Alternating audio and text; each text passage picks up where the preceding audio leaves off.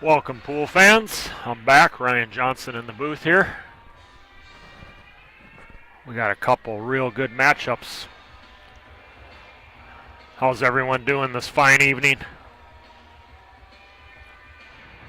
We got two really good matchups here. We're in the 8-ball now here. It's race to 6. Alternating break 8-ball. Got two really good matchups.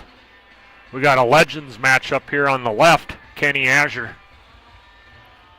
20-time state champion. North Dakota, South Dakota, Minnesota, Montana.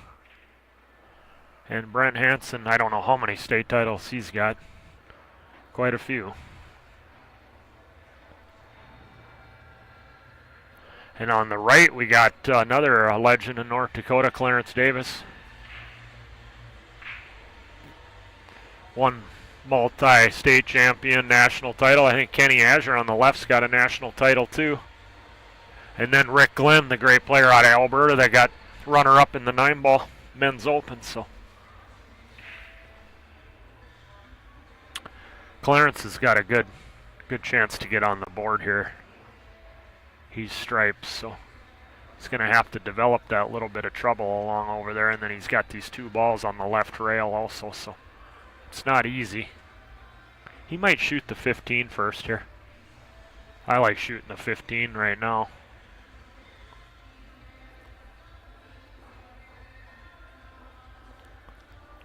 It's a tough starter, but the 9's going to be a tough starter. The 9's probably a little bit easier. The 13 is probably the easiest shot if you just want to get an easy shot to get started. The problem is you're taking out one of your insurance balls. Probably one of your better insurance balls right away. But he wants to get a stroke in and get started, which is never a bad idea. Make sure you put that first ball down and get going. But yeah, he's going to have to figure out what to do with that. Those two tied up balls just to the left of the 8. 8-ball is such a complex game.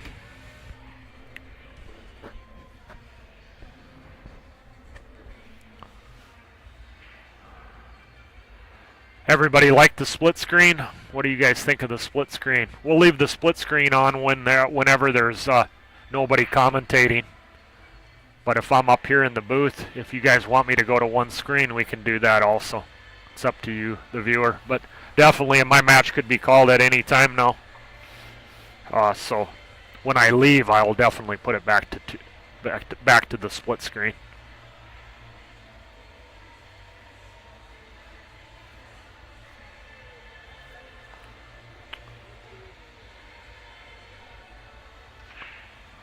He's looking at them two balls there. He's gonna maybe attack at him right here, but I don't know. I don't think he really can. You don't have no insurance if you shoot the 11 and go at him right now. But you don't really have a safe. You could bunt that ball near the rail there and just try to hide behind it. But it looks like he's gonna come at it.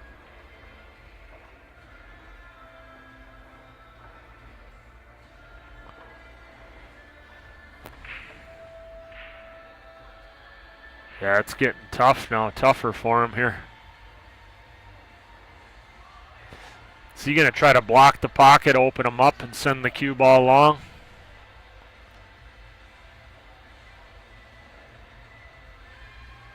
If you do that, you want to get that cue ball right on the rail. You want to get him right on the rail so his cueing is tough. He's in a tough spot here. He just doesn't have a dead easy safety. Like a dead defensive shot. So, how you doing, Eddie? Thank you, Waylon. Yeah, the cameras that Rachel's got for this stream are, they're top of the line. They're very expensive. You can zoom around with them and everything, and I haven't learned all that yet though. But the resolution quality is very high. He tried to make it. He's going to give up the shot in the side, but he was in a tough spot there. balls just did not lay good, where you could play two-way shots or play easy safes, and then of course running out was extremely difficult. So looks like Rick's going to take a 3-0 lead here.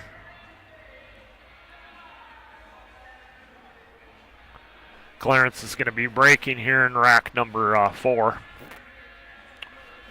Over on the left, we got the legend Brent Hansen.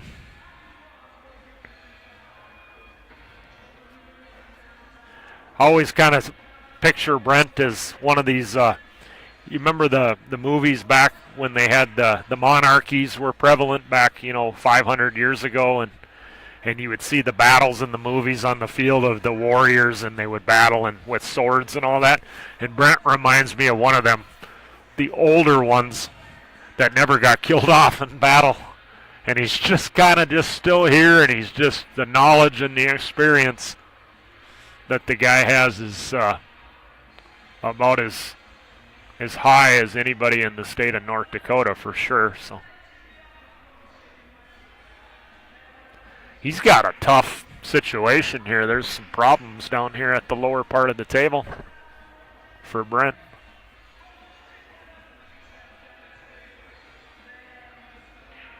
Thank you, Eddie. Good luck there next weekend in the tournament there in Sydney. That'll be on Railbird Pool TV, so.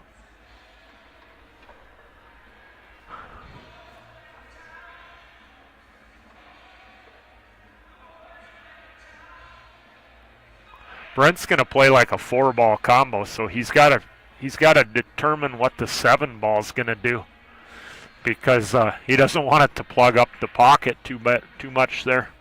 So this is really a tricky situation here. I mean, making the 11 is obviously not tough. It's what the 13's going to do. What's the 7 going to do? Is that the 12 that he's using to start to hit into it? He tried to clear him out of there, and he stuck the 7 in there. That's going to make life real tough now. The ball does bank that stripe closest to the 7 there. I mean, you can pot the 9 right now. It's possible maybe to go into the 13. I don't know. His exact angle on the screen here, it looks like he'd go right towards that 13. But that other stripe will bank to the lower left eventually, so.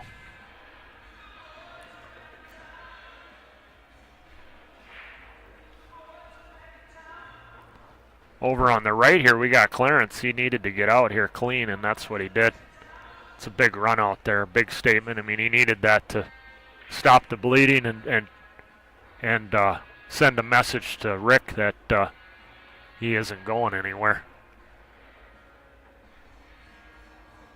Try to apply some kind of pressure on Rick Glenn.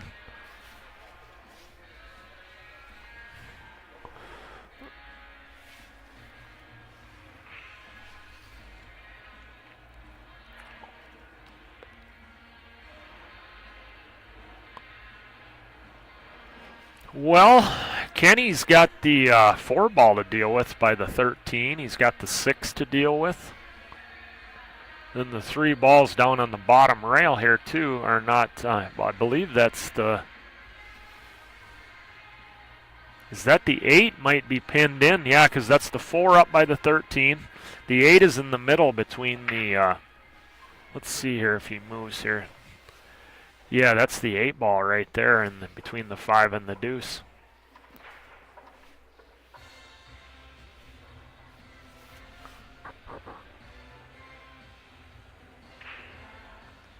One good thing he's got going for him here is the stripes are in bad spots for Brent.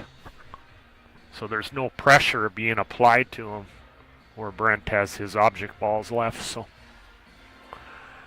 Kenny's got some options here. I like taking the 5 right to start with. Yeah, I like that.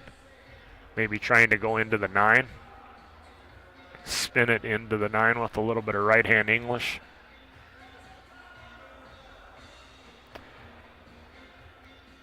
I don't know how tight it is going by the 8. He's obviously got enough room to make it, but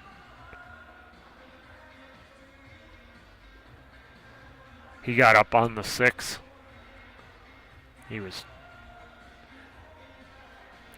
That actually didn't turn out bad for a miss. He hung a ball, puts a lot of pressure on Brent. Brent's got to think about trying to scramble balls here now, or try to get rid of his duck. Try to get rid of the 7, try to get rid of the 5. You got to get those balls off the table. You got to start moving balls around and removing your opponent's balls here. He's got a tremendous positional advantage right now, so you got to do something. He tried to knock it in. Kenny's going to tuck him right in underneath this solid right down there. So Brent's not going to like his next shot. He can just bunt this ball in behind this solid right here. Just like this. Yeah, that's a devastating one. That's locking him up right there. I don't know if there's any path to even get out of this. You might be able to go into the right-hand rail and hop it up so that when it hits the rail, it jumps up and hits this stripe over here. Otherwise, I just don't see a way of hitting a ball. It's like a trick shot, but I don't know if he can even go by the 2 to even access the right-hand rail just below that 7 at all. And you're coming dangerously close to the round right where it enters towards the facing of the pocket, which the ball won't react like it would if it was, further up the cushion. So that, but yeah, Brent needed to take that 7 ball off the table, and then the problem with the shot he played though is he was always going to give up that little safe that he played. Even if it would have dropped in, he would have still given up this safe.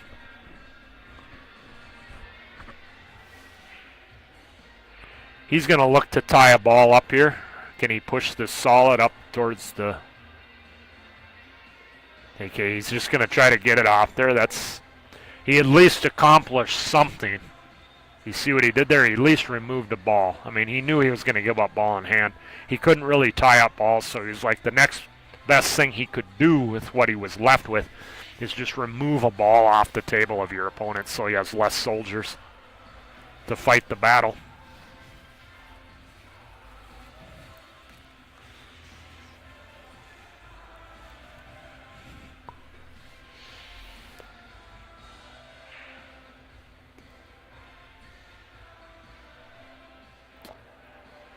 Kenny's got ball in hand. There's no foul rules other than ball in hand. You can foul 30 times in a row if you want to, if it come to that. There's, unlike 9-ball, we were playing 3 consecutive fouls was a loss of game by 1 player. But in the rules we're playing by, there's no 3 consecutive foul rule. So Kenny's going to try to draw into this and open it up, which he did. He opened it up enough.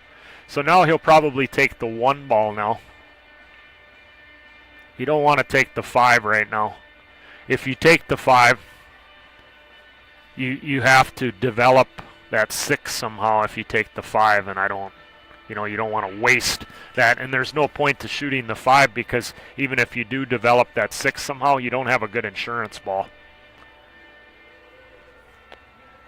What I like doing is shooting the 1 and coming out of that corner towards that 9-6.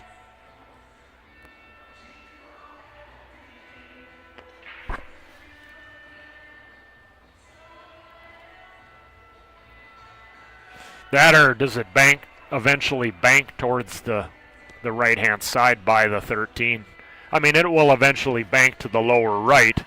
So he's got to decide right now whether he's going to save the 6 for a bank at some point. I would consider maybe banking it right now. If you're going to have to bank it anyways, and you're not going to attempt to develop it, you might as well bank it right now and get it out of there. You still have the pocket blocked for this other stripe down here. The problem with that is he can bank that stripe to the lower right. So he's weighing his options here and the percentages moving forward. See, this is the complexity of 8-ball that I mentioned earlier when we were playing 9-ball. You just don't see these complex situations where you have to make there's so many decisions you're put to a lot of decisions playing 8-ball, where in 9-ball it tells you pretty much what to do. There are some minor decisions to be made, but nothing like 8-ball though.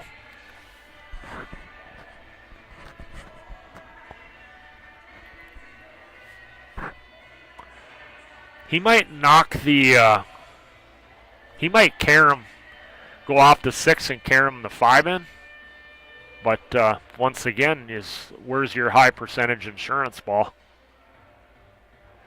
I mean, he might be in a situation where he just doesn't think he's going to have a high insurance ball, so he just went for it right there, figuring that no matter how he went about it, he was never going to have an insurance ball trying to develop that 6. So he went for it right there, and he got on it. Little cut up the corner. I don't think you played in the side. It's a good shot there, very cleanly struck. He got on the 4. Looks like he'll draw straight back just to clear the 12 ball. I don't think he'll stop it there and take the cut on the 1. Yeah, it's just better to draw it back.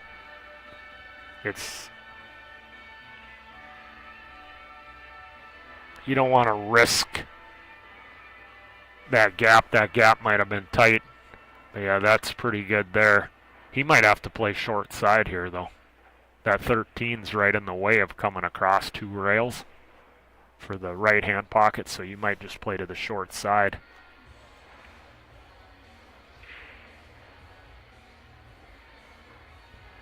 He tried to go to, I think he was just playing at the short side, because you see how close if he plays more speed, he probably runs right into the 8, but he probably comes up with a shot, though. If he would have run into the 8, it probably bumps into it pretty full, and you're probably going to get a shot on it. That's a big turn of events there. Brent's got a nice little cleanup here. He'll take the 9, then the 12, then the 11. Or the 13, excuse me. He might take the 12 now. Another way to do it is take the 12 now, then the 13, and use the 9 to get down. There's a couple different ways you can go about this. It's a lot of personal preference here, but the important key is to be correct on the key ball so that you can get real good on the 8.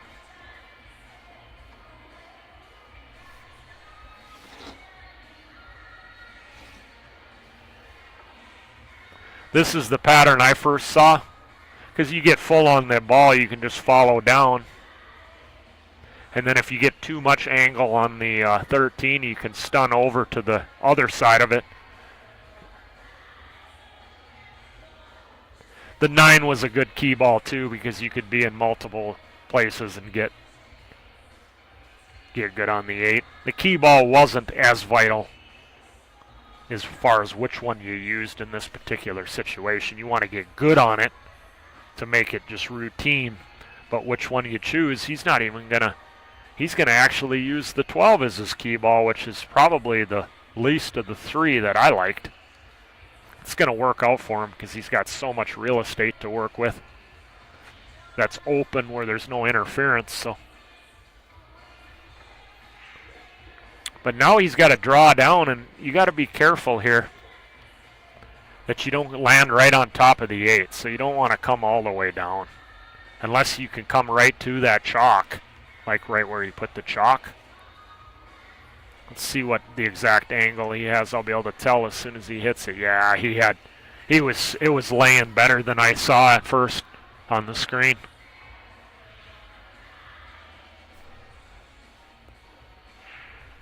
That gets us to a 1-1 score over here. Looks like Rick got out on the, or at least won the last rack. I didn't even pay attention to what happened in that last game over here to the right.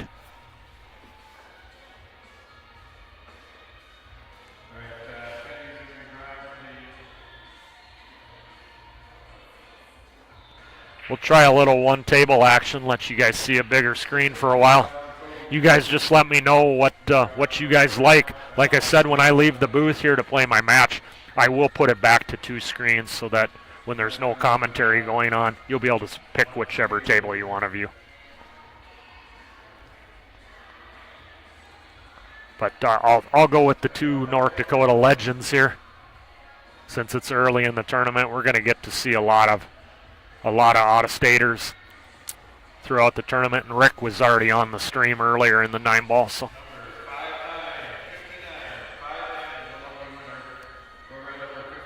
So Kenny picking his usual spot. He likes to break usually about 1 diamond off, and he'll hit the head ball square. Usually he hits the head ball square.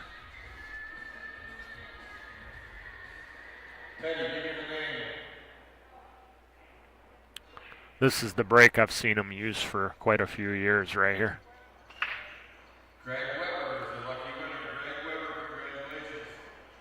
He's got no friends on the break there, I don't believe. Let's see where the 8-ball is at. Sitting right by the 9 there. If you take solids, the 3-ball is a really good key ball for the 8 after you get the 5 out of there. You got a good starter on the 1. I don't like where the 15 is for stripes. So if you take the 1, you want to get to that that solid along the just below the 15. You want to get to that rather quickly. So the sequence in which you remove the balls here is really key in this run out. Plus, if you notice, the stripe is right in the middle of the table, and that's going to create issues to where you have to play, it causes your lines and your speed to have to be a little more better.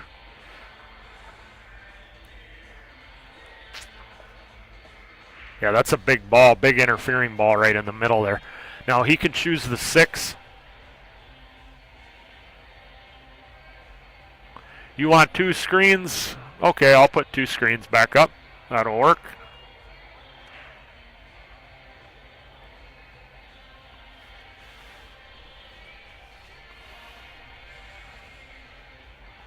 Got the 6. He's coming back across. It's a good shot there. Now, this is one of the key shots coming up right here.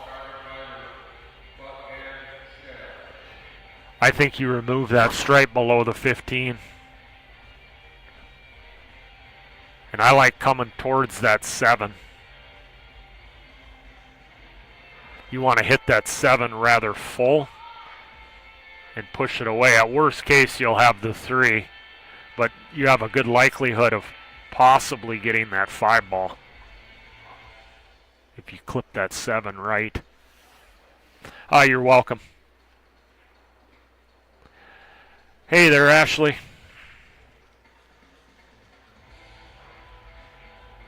You could take the 3 now. I don't foresee him shooting the 3 right now. That's a waste. You got to take this trouble ball out right here.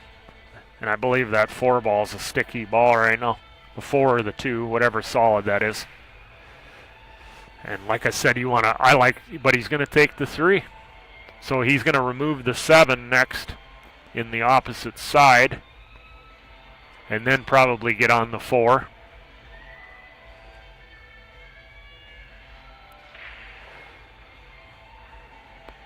So now your key ball, you can come across, and the 8 will go in the lower right if you come across on, like, let's say, I think that's the 4 actually to the right of the 8, and I think that's the 2 over along the 15. He most likely shoots the 7, I think, in the side and tries to get on that 2 ball. But we'll see if he brushes into the 15 here to get on the 2. I don't really like moving that 15 if you don't have to. That's a trouble ball for him. You don't want to have to do anything with it. See, I don't like doing that if you didn't have to. That's why I liked getting rid of the solid when he had it. Because then you don't have to worry about moving that ball.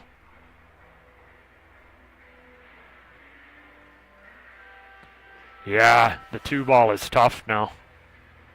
If he's got the 5, the 4 ball will be. The one thing about moving the 15, I will say, I got to give him this. It does open up that as a better key ball now for the 8. If he has the 5,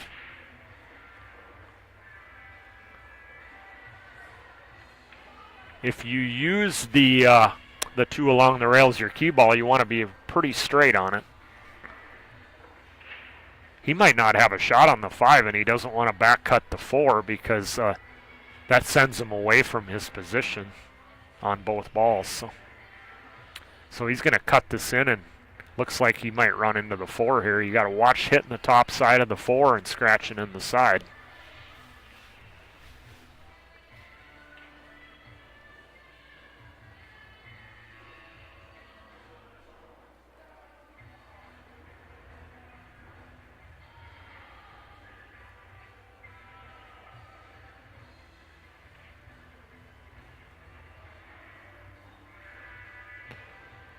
He missed it. He was real sharp on it. And he was trying to control the cue ball so much, the speed, which caused him to hit it thin, or thick, I mean.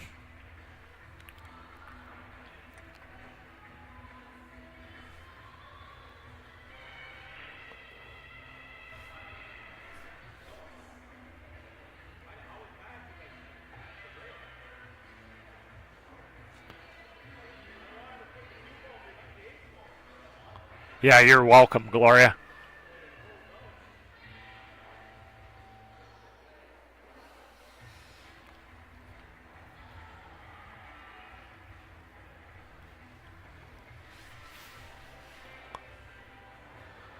Well, stripes are decent here. The 9 ball's a little. Ooh, he missed the opener. Ooh.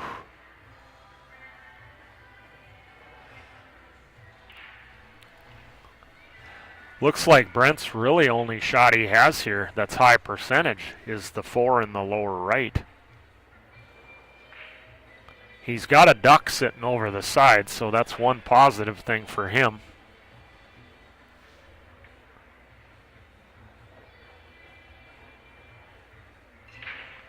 Looks like he's going to obviously brush the 8 slightly, so.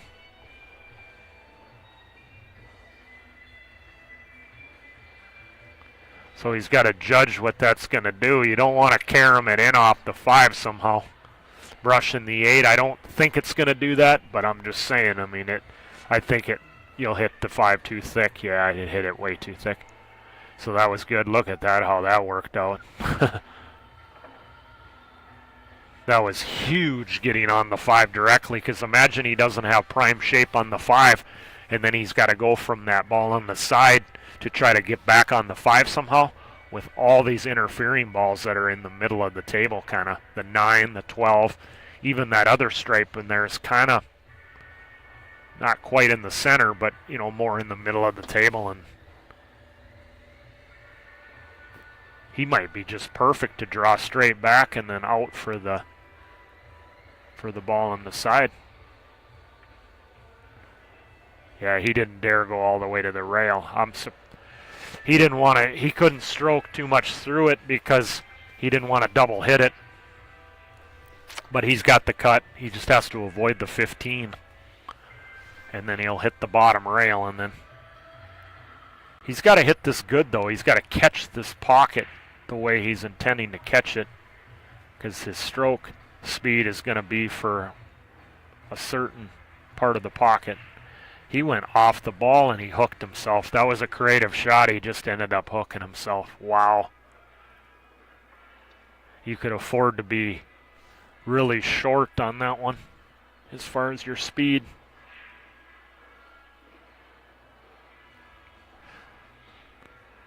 That is a big unforced error there. It's race to 6 alternating break, so it's still relatively early, but you don't want to give any games away.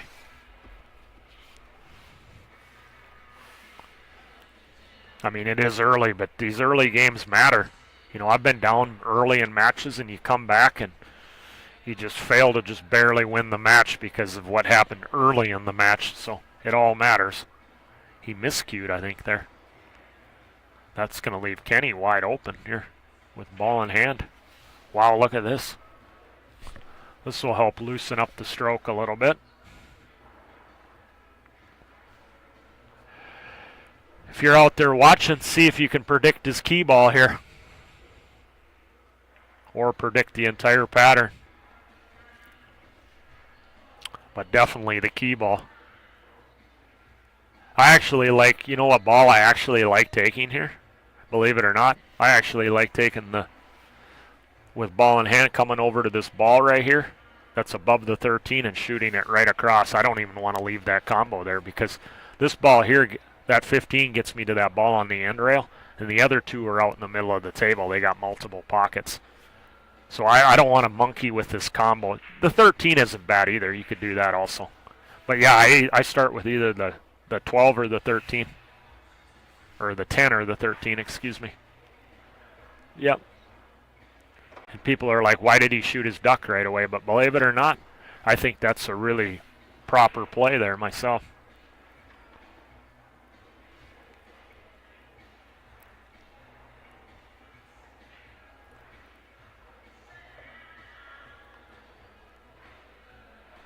That's good position. I like that.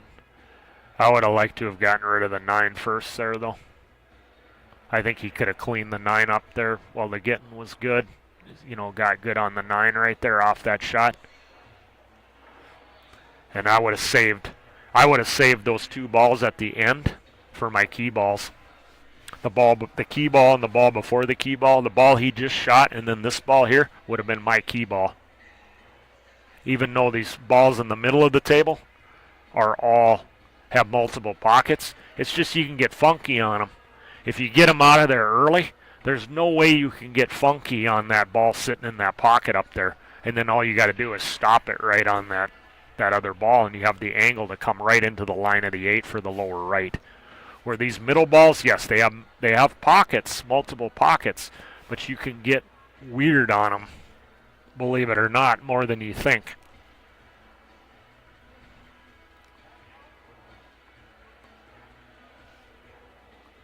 It's going to work the way he's doing it. I mean, you can do it multiple ways if you don't miss.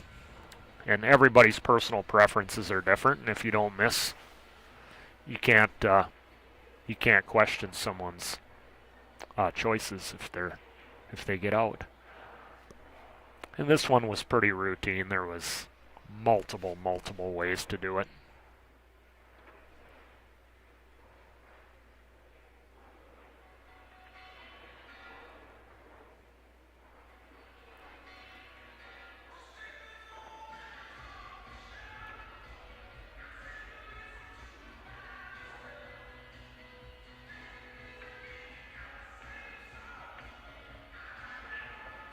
And as expected, Kenny takes it down.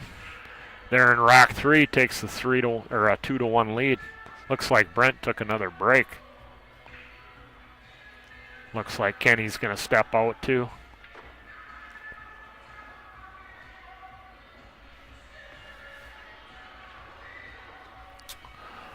Over on the right here, Clarence looks like he's cleaning up the trash here.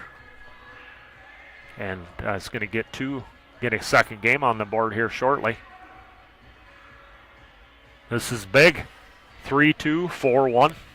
That's a big swing in a race to 6. So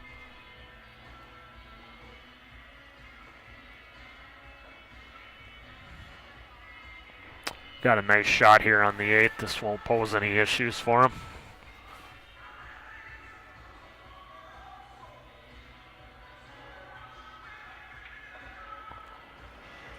Nice shot there on the 8 by Clarence. Gets it back to 2. How's everyone doing out there? Got 106 viewers, I see. If you're just joining us, Ryan Johnson here in the booth here at Four Bears Casino and Lodge. We're on Railbird Pool TV right here. Hope you're enjoying the stream. I'm just waiting for my next match to be called, so figured I would step in the booth here and give you guys some sound anyways.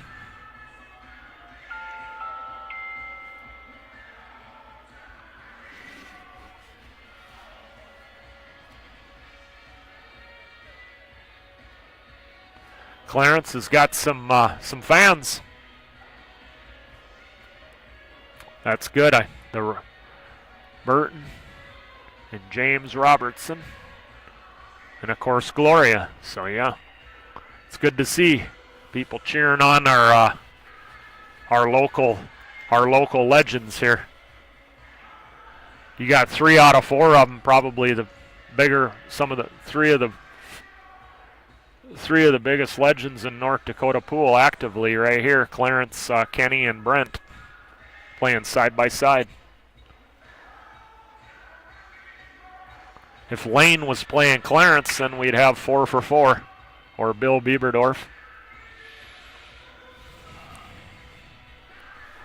It's a good break from Clarence there. He hit him nice and square, controlled the cue ball really well there. He's got options. He's got both options on both groups. The 8 ball is relatively, it goes with either group presently without having to move the 8. So you don't have to develop the 8. So yeah, that's always, anytime that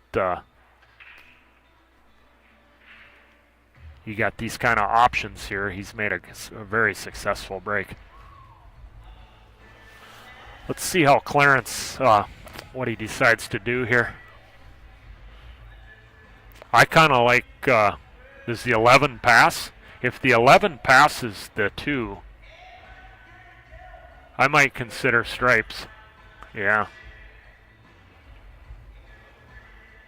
Because, he can remove the 12 right now. Solids were good too, but the 4 and the 7, I think the 4 passed the 12, but I think I favored stripes too. So he's shooting at 2 for 2 right now, how I would have played it. And if he shoots the 9, this is the pattern I envisioned in my mind so far. So he'd be a good doubles partner.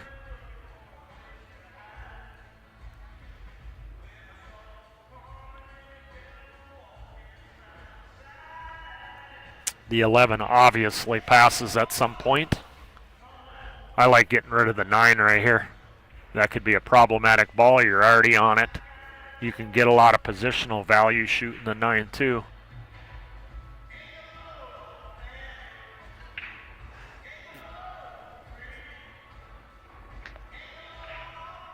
Yeah, the 9 allows you to get to any of the 3 balls.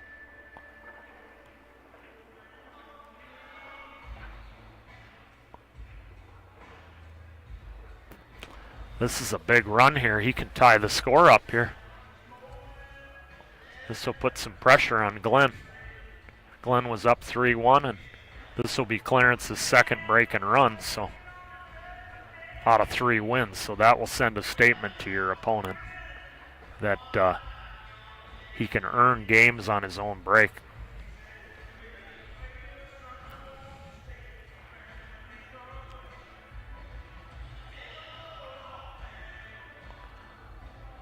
Very well played. That's a good key ball right there for where the 8 ball was at. It's a little snug going by there, but I think obviously it goes because he wouldn't have saved it if it didn't go. But it's tight, a little bit tight.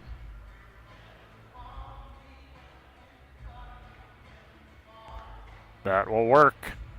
He didn't want to brush it. He looked up. That's one of his mannerisms, looking up to the sky. He's a very animated player, Clarence. Very animated. He shows his emotion. You'll know how he's feeling. He does not hide his emotions at all when he plays pool.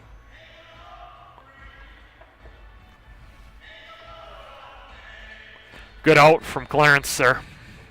3-3 scoreline. We got some really good matches here, which was to be expected. These are pretty even. If you look at the Fargo rates, Glenn's like 650 something. Clarence is probably 640-ish or 630 something. And then Brent and Kenny are in that 620s, 630 range, somewhere in there. So very evenly matched here.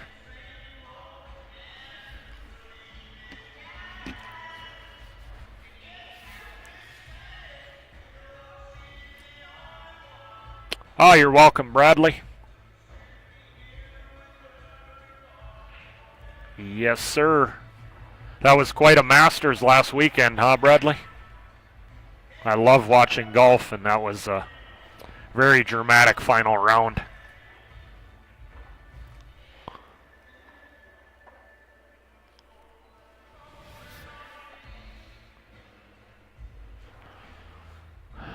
Glenn put a ball down there. Look at that 8-ball, though. First thing I look at, it...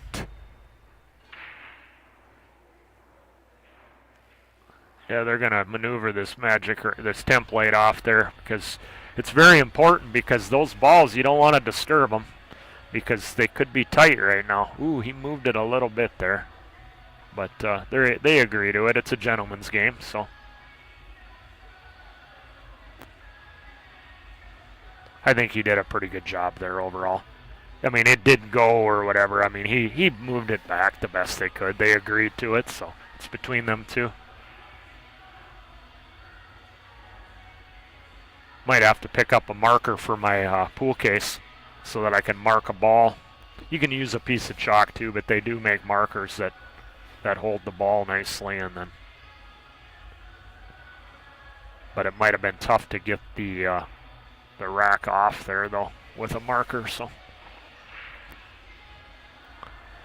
But yeah, the 8. I don't know if it goes in any pocket right now without developing it. I'm looking at it. If it goes, I don't believe so. I don't think it has a pocket right now. It might go by the 11 in the upper left, but if you're taking solids, you got to get the 5 out of there anyways. So most likely you're going to be moving the 8-ball here in order to run out in one inning.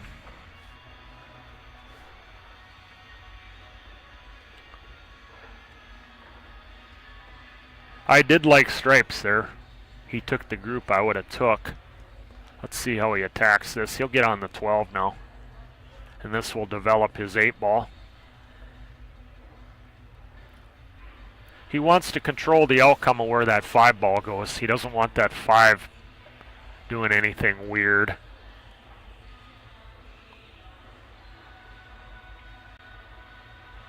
Yeah, he hit it a little gingerly there. Now the 15, he's in a spot where I think he can draw down off the 9 for the 15 in the lower left. We'll see if that lays right.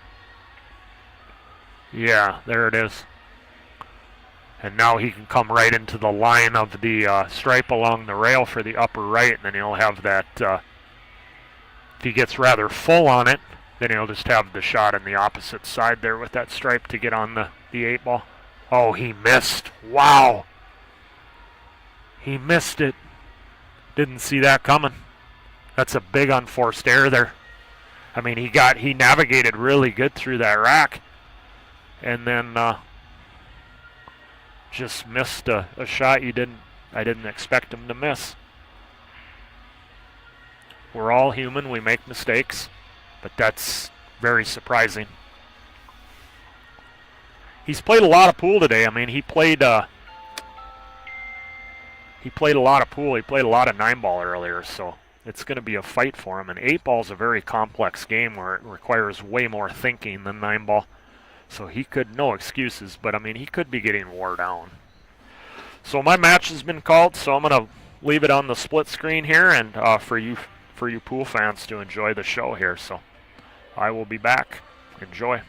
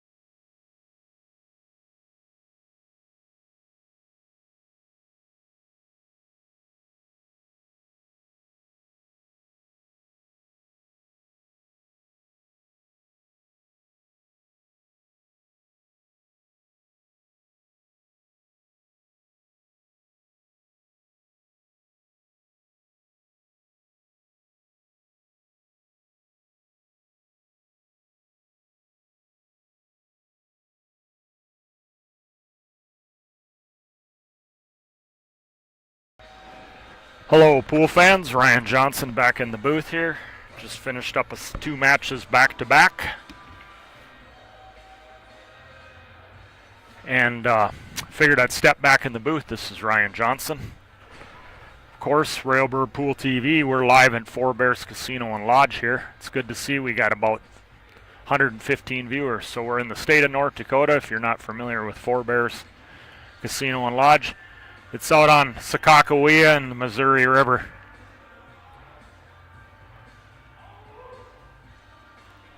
So great fishery out here. They just built, they're building in the process of building a new hotel tower. So the facility's going to get some major renovations here. So, and I highly recommend this pool tournament here. So we got, yes, I got both of them. I believe I'm in. I've crossed the threshold to qualify. Tim. So that felt good. The second match I played really well the first match today, and then the second match I didn't play very well, and I still won. And the last match I think I had 5 EROs in the last match, so that one felt real good. So we got some 8-ball action here going on. The split screen here. We got Bruno Nadeau from up in the Belcourt area, Dunseith Belcourt area. Finished second at the Ed Herman Legends tournament last weekend, which was a really loaded field of local talent, both veteran and young guns coming up the ranks. So that was a big tournament for him to get second in that field. So this guy's running out pretty smoothly here. It's going to go hill. I'm not sure about Dryden Gage. I'm not familiar with him, but we'll learn as we go along here. He's having no issues running through these, cleaning up the trash here. We're going to be hill here. This is going to be a big rack coming up. Over on the other table, we got a battle of Eric Azure, another native of the Belcourt area, taking on a native of Jaden Black out of the Spirit Lake area, over by Devil's Lake.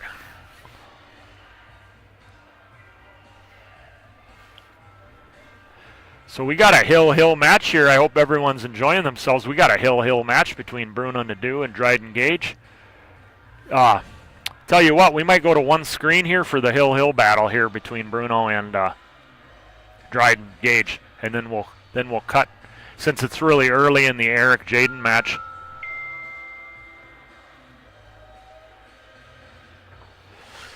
Whoops, wrong one. Here we go. This is a big match right here. Let's see what kind of break Bruno uses here. I think he was doing the second ball break, the cut break, last week at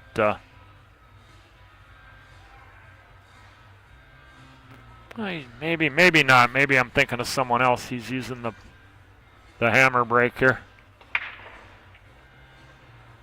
He got a ball down.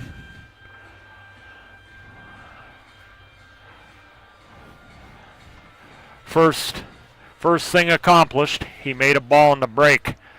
He lost the cue ball, kind of got kicked down, so he doesn't have a lot of options here.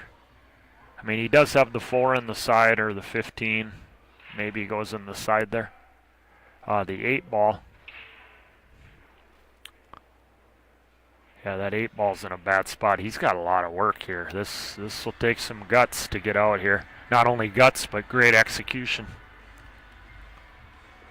It's going to require a lot of complete pool shots here to get out of this in one inning.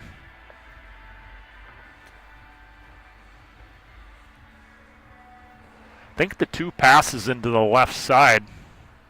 It might even go in the right-hand side too. The 8 goes right now presently without moving it. So, but the solids, you got to move the 6. The 3 passes right now, but the 6 definitely doesn't go unless you play a bank. Like if you had the cue ball right where the 3 ball is, you could bank the 6 to the top left. But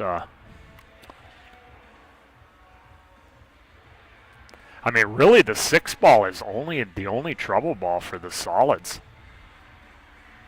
But like I said, your speed, you still got to hit the spots pretty good according to where the stripes are at. So it's going to test his speed, for sure, his speed on some of these shots. So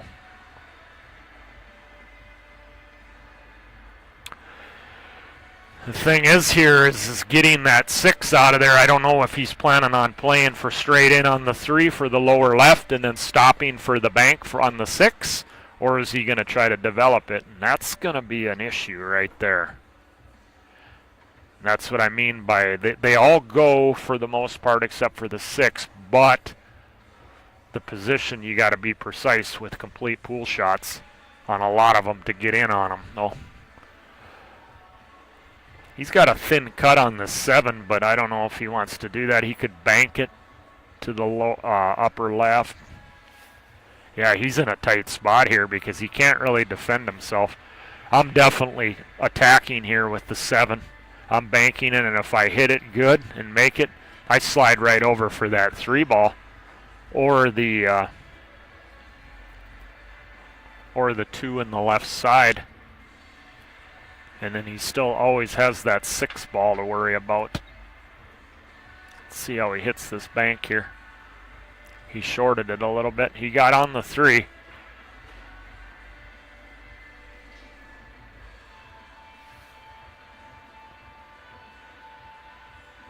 Excuse me, not Jaden. My bad. I apologize. Yeah, I don't know. They put that on the screen. That wasn't me that did this. So I'll put Jalen. I can do it up here. I can switch it. But that's how it was when I came to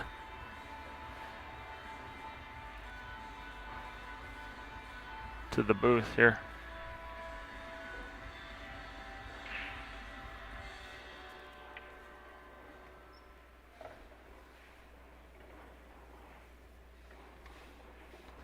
I think I can switch it. If it doesn't, I'll go over. If it doesn't work here, I'll go over to John Stitch and he can fix it from the...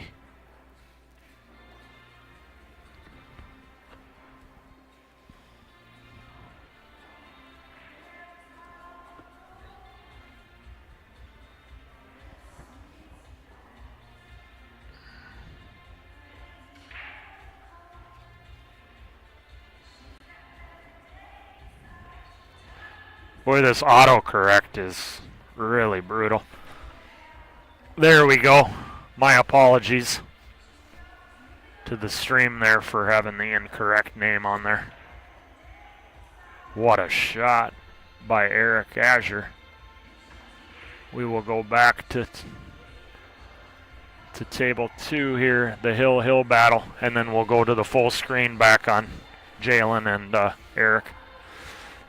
If people want the split screen, I'll do it too, but I figured with this hill battle here, this is a big rack here. It's 1-1 on the other table, so.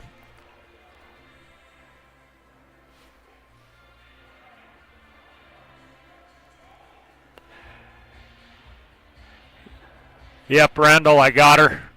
I was just checking the name when someone said it was misspelled, and then I didn't switch it back.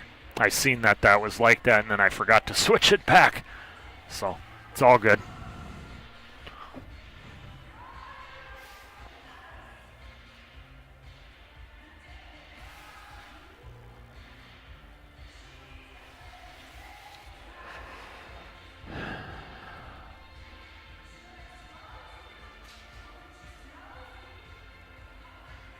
Well, Bruno kept 4 balls on the table. If you were going to miss, it's better to miss earlier than later. I mean, that's the one positive he can take away from it. I mean, all the stripes go, but them 2 stripes along the side here, if that 15 doesn't go in the side, which I think it does, that's going to be a tricky little positional shot there. But if it goes in the side, I think there's some space there to be able to put it in the side, but still, it's a delicate shot. He's looking at it now. Because I think he'll want the 12 as his key ball. for the, yeah, see, he would love to get from the 11 to the 13 right now, but I don't know if he can. He could also bump the 15 with the 11 while he makes it. He bumped the 7. That was a good shot. Can he hold for the 15 though? He's pretty steep on that 13.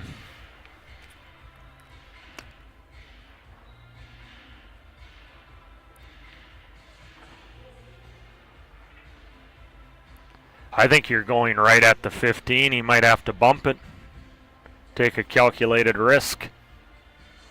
I don't think he has a lot of choice. I mean, he could maybe beat the go forward and not run into it. Yeah, I think natural roll takes you right into the 15, I believe. It's pretty close.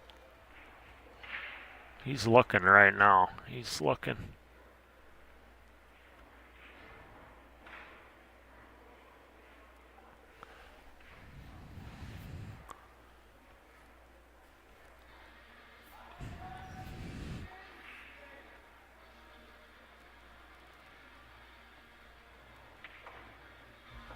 He's elevating now, so he's going to punch it.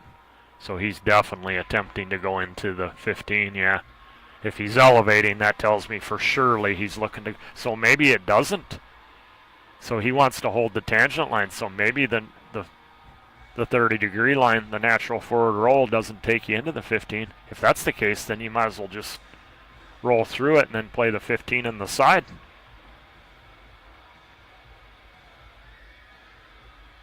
Now, yeah, he's elevating, so that tells me he's trying to punch it.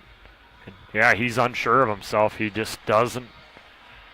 It's a very uncomfortable position he's in right now, you can tell. I don't think he'll try the carom off the 7, will he, to hold for the 15? Because if he's elevating and he thinks he needs to elevate to go into the 15, he should be able to level out and then not run into the 15. And then just play the 15 on the side. Hit it as thick as you can hit it to make it. And then just roll it, and I think with dead weight. But that's a touchy shot, playing dead weight, trying to cheat the pocket. Now he's looking at the carom. That gets you almost guaranteed to be on the 15 then, if you execute the carom.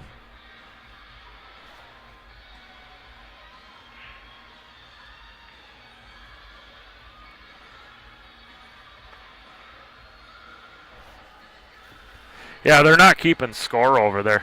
I moved it now. I think their score pad is, the battery might went dead on it. I'll have to go down there and grab it.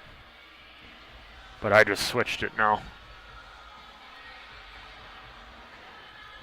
Ooh.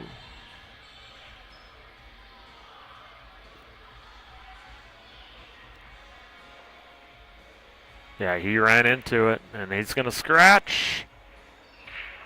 Oh, boy. He can't believe it. I don't think Bruno can either, but I don't think he feels too bad that happened. I mean, you take what you get, you know. Oh, what a huge ball in hand that was, because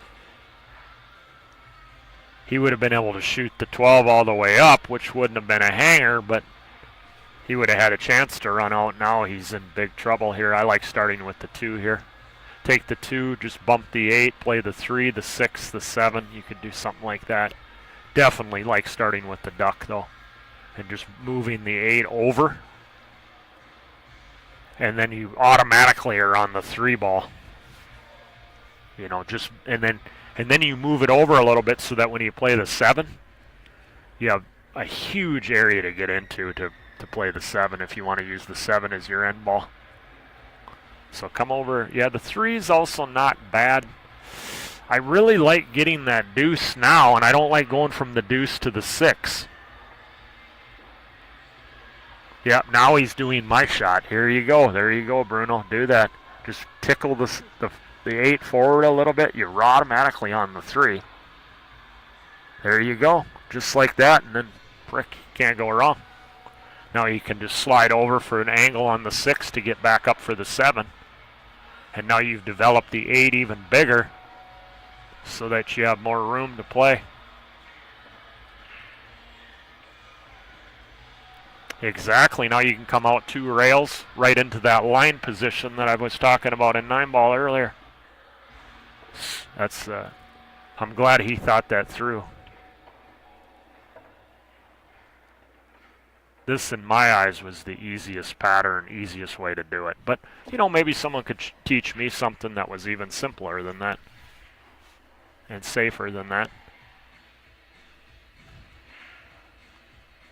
He got awful straight here. He's just going to have to play a stroke and just move it back maybe a foot and just take the long pot on the 8. Yep. He's looking to see how far he's got to go to get it. Don't panic here. Just draw it back about 8 inches. That's it.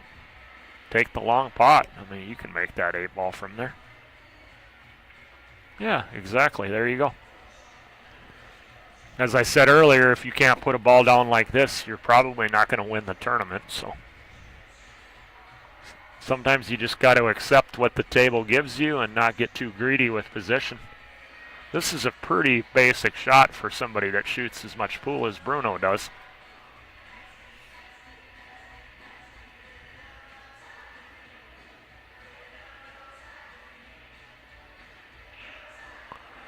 There it is. Good clearance.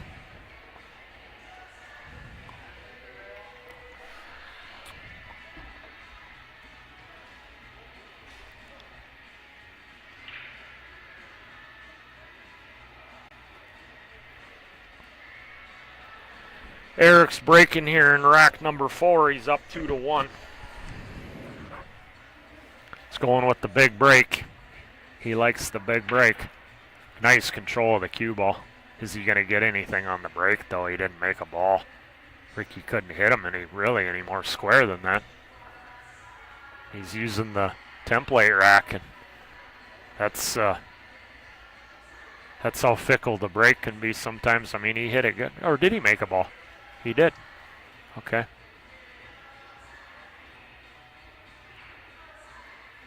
Yeah, he got a solid down. My bad. Nice spread. It's been a long day, folks. I hope everyone's enjoying the stream. We try to do our best here. This is not a full-time gig here, so. And but great equipment here by, once again, Rachel and Ray have really put this thing together really nice with the box, the cameras, the scoring system for the players down there. Yeah.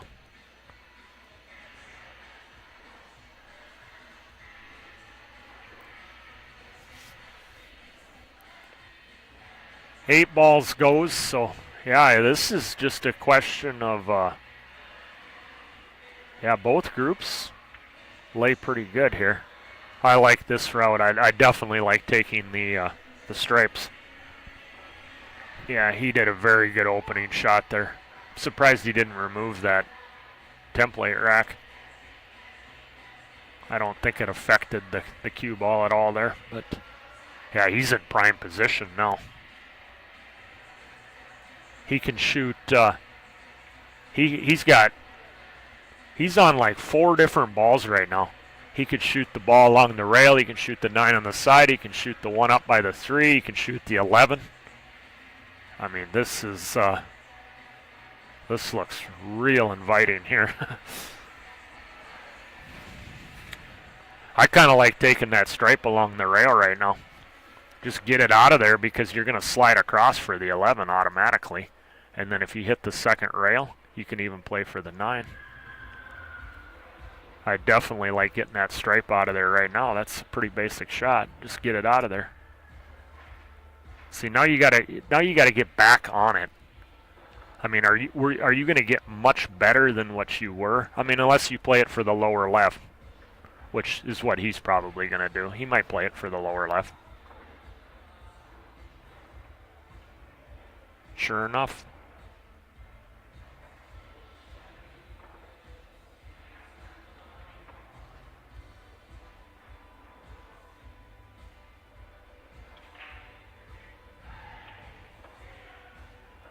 It's a good shot. It's a little elevated here, though. He's got to take care on this shot. He did.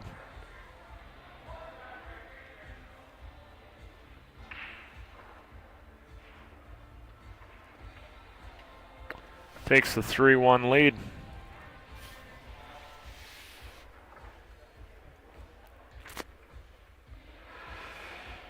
Jalen, let's see what kind of break he comes with. He breaks usually pretty square from more towards the middle, so let's see what kind of results he gets. It's a race to 6 alternating break if you're just joining us. We're in the 8-ball division now. We finished up the 9-ball divisions earlier today. Big congratulations to Tasha Thomas, the ladies 9-ball open champion. Runner-up was Jana Thompson. And then in the men's, Danny Olson took the crown down over Rick Glenn. So congrats to those 4 players, and of course anybody else in the tournament that cashed. These are tough fields, so it's a nice square hit there by Jalen. 8's looking good. There it goes. So I foresee him taking solids here. Yeah, that's the 2-ball. 2-ball hanging in the lower right. The 6 is right there on the bottom rail, and then the 8's over there. I kind of like starting with the 5 here, and then tickling the 3 if you can. Yeah, just like that. That's a good, I like that shot selection by Jalen there. Clear up this end of the table. You see where them 3 stripes are at? You definitely don't want to be moving the cue ball all around end to end. So you want to work, if you can, if all possible, you want to work one end and then get yourself cleared on that end and then work your way to the other half of the table, especially when you got traffic towards the middle of the table. See, now he's got to get back up to the 3, and then the 8 does not pass the lower left. So this is what I'm saying. He had the cut on the 3. I'm surprised he just didn't take it while it was there. And then he had the 7 as a duck insurance ball. And then he could clear these balls up in this lower right, and then one of those could be a nice key ball for the 8 in the lower in the left-hand side. So see, now he's got to move the cue ball a lot more. You see this? He's going to end up drawing out of this, and then he's got to play the 3 is not your most ideal key ball. I mean, it can work, but it's not ideal. It requires a lot more movement of the cue ball. So we'll see how his speed is here. He's going to probably have to play this for the lower right, or unless he can draw straight out of there back to somewhere where he's at right now. I think he can go forward 2 rails to the, just past the that stripe on the left there, and take the cut to the lower right.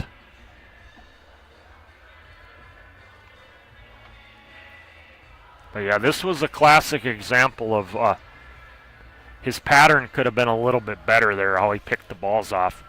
But he needs to come with really good execution here. He went rail first, and he's going to end up being hooked, I think.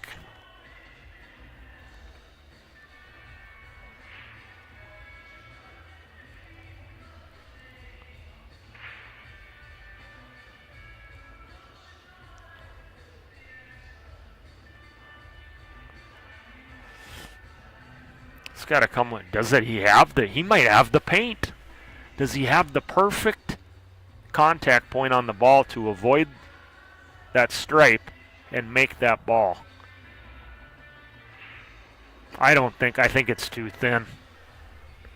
I think it's too thin. Yeah, he's elevating, he's curving the ball.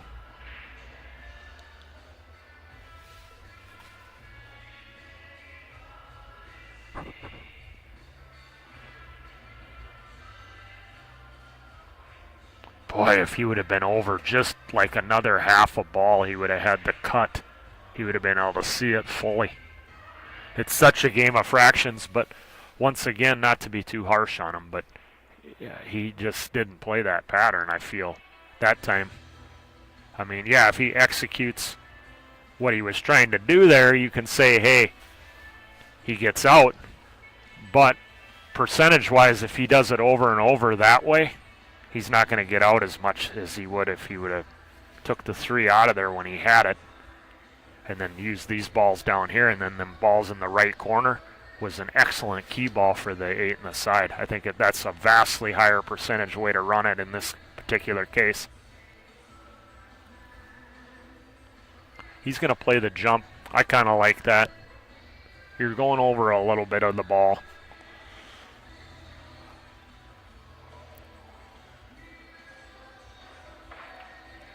Good try.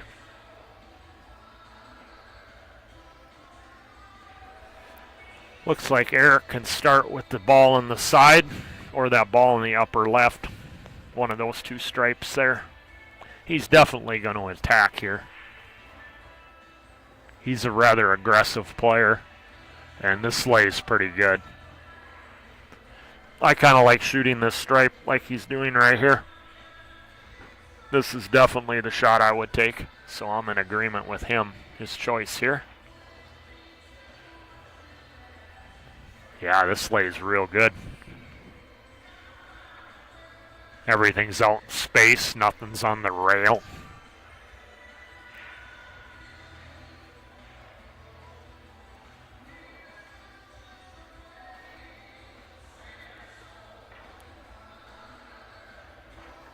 Still want a good key ball here.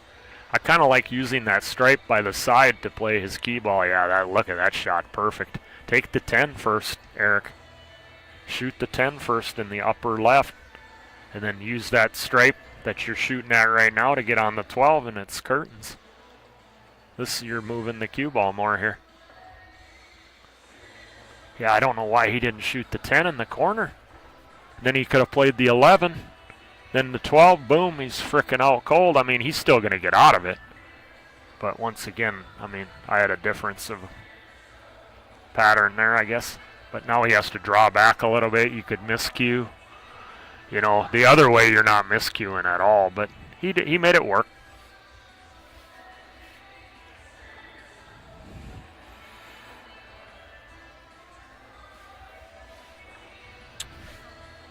Cleaned up the trash to take a 4-1 lead.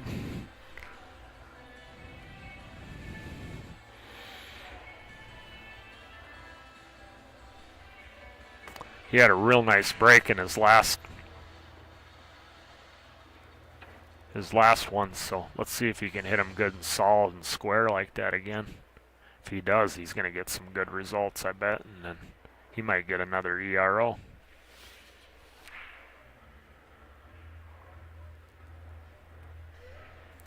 If you're just joining us, Ryan Johnson in the booth here.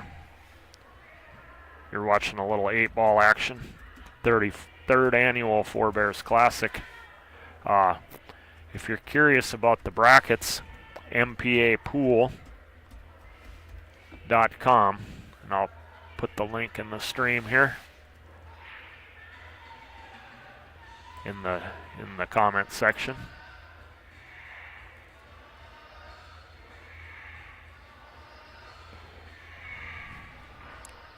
Let's see if he can square another one up here. The big old lefty.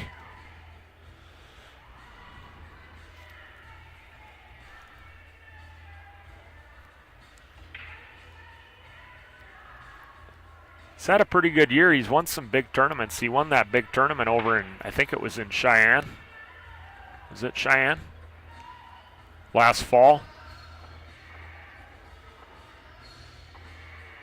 or late summer. It might have been just before the calendar switched to fall.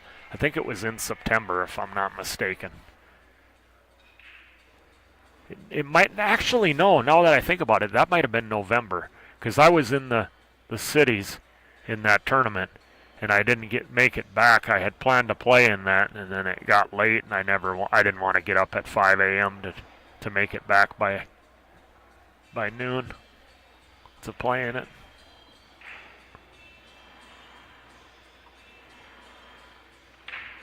And then he won another tournament I had seen online. So yeah, he's had some recent success. And I think he made a 5th, 6th showing last week at the Ed Herman Legends tournament. So yeah. Yeah, his break is working real nice right now. Yeah. Nice punch shot there. He got a little straight here. Go rail first here. I don't know if you can avoid the 6. But I think if you go rail first, yeah, just like that. There you go. Come up a little short, but I think he still got it. A little outside English. Boom. Yeah, he's feeling good. It actually was 5-1. Now it's 6-1. He shook his hand, so I missed one there when I was. But yeah, he rolled there at the end there. He got the break working, and he breezed right through those racks. I've seen that over the years.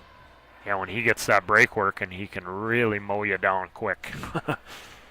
So, nice clearance there from Eric.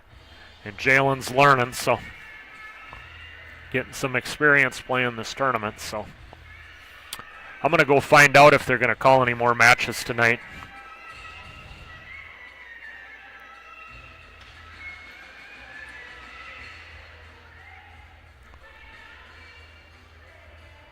I'll be right back.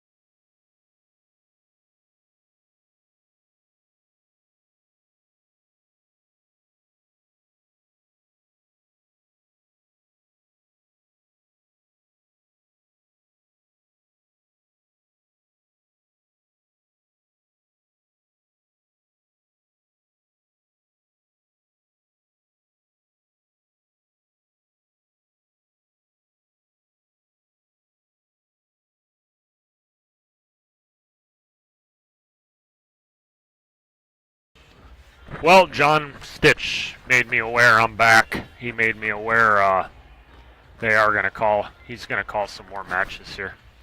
So there'll be something coming up here shortly.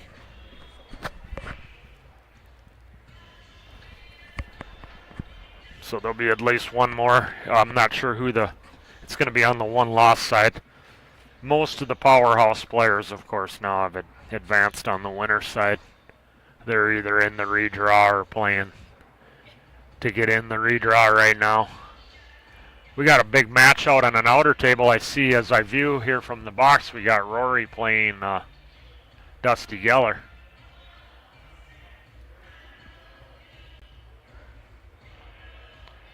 I see, let's see who else is out there that I see that's some good matches. Looks like the young gun, a one-loss side match. We got Jacob Moan, he's taking on Errol Cameron. That must be a one-loss side match. Let's see who else I see out here.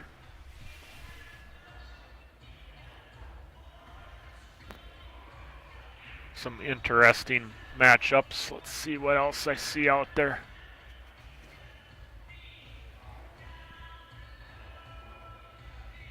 Oh, we got an interesting one out on an outer table. We got John Eno. Looks like he's playing Western Martell, the young gun that works for Rachel at Sports Shack.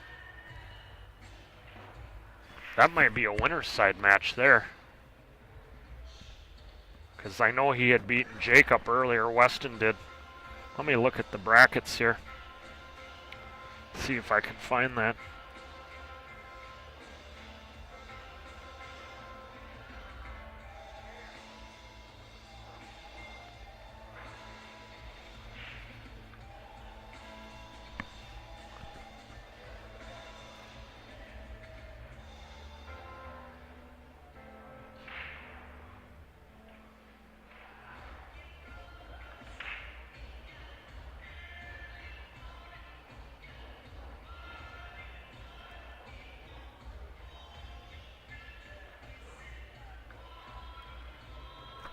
Checking through some brackets here, seeing.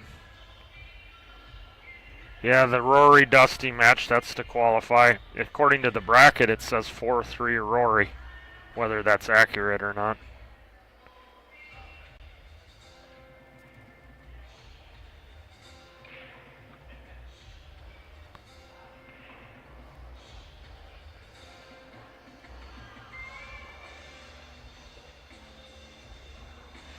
So yeah, that appears that that's the John Eno match with Weston. That's a backside match. That's a one-loss side match because I don't see him on any of the flights on the winner's side.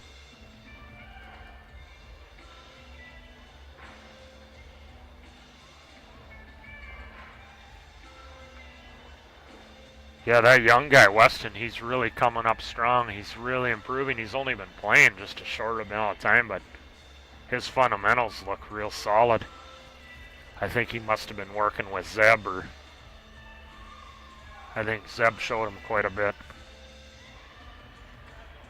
Zeb Crawford. He got me in the tournament last week he knocked me out of the tournament at the Legends tournament. Got me 4-2, he broke and ran on the hill. So yeah, he's getting good.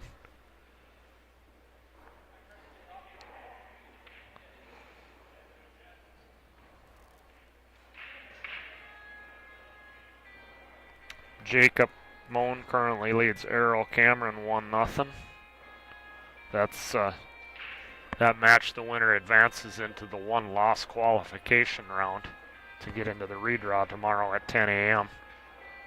And they'll have to play one more to qualify. Yeah, John Eno and Weston Martell are 1-1. The winner advances to play at 10 a.m. tomorrow for the one-loss qualification round.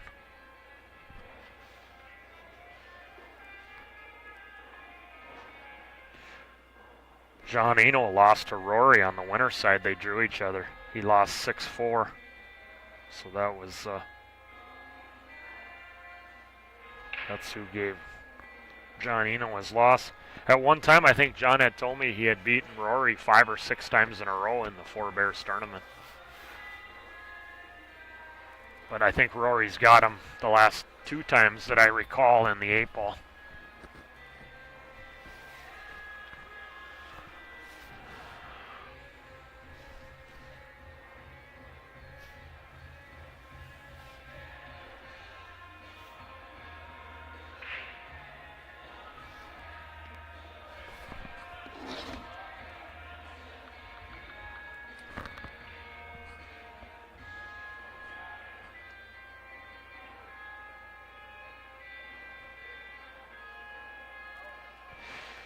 So next up on the stream here, we're going to have Nolan Limberhand from Montana taking on Ben Gus from the Minot area.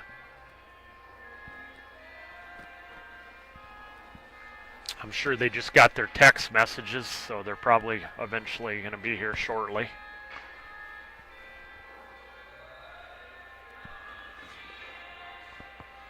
This should be a pretty balanced match, I think, here.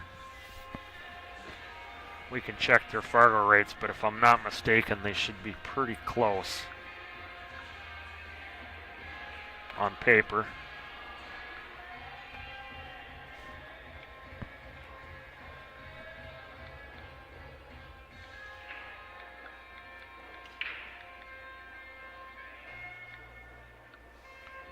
Yeah, Nolan's 470.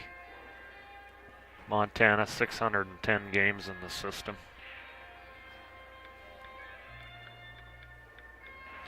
Ben Gust, 529, 652 games in. So, 50-point difference.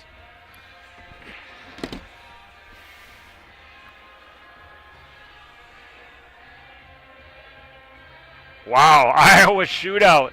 Johnny Archer, the Scorpion, huh? The Scorpion and SB finals? Really, Brian? Wow, that was a monster field too. You had some of those English. You had at least one. Tom Cousins, I know, was one English 8-ball player from England. Was there, and then of course Justin Bergman was there, and a ton of other players, and including the guy that won the Dickinson tournament, the Jerry Heidecker Memorial. Kobe Jap from Montana, he's like a 648. I think he entered in it. Nice, Brian. Oh, the old Scorpion. He's still got a little bit left in the tank, huh? Playing some bar box 8-ball.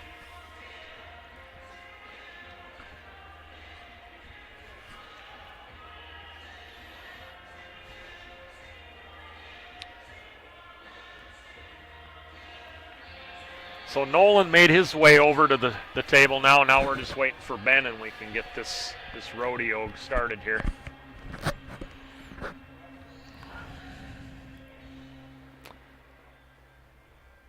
This will be interesting to see how both of them handle the stream.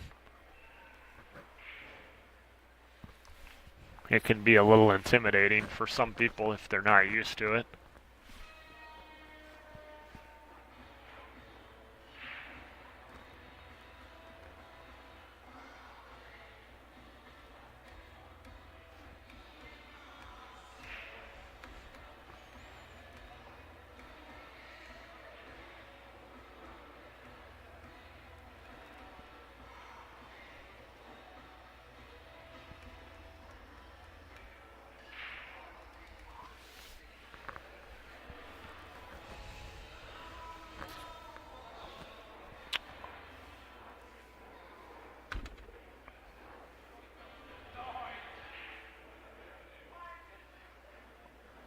Just seeing if I see Ben Gust around. I don't see him yet.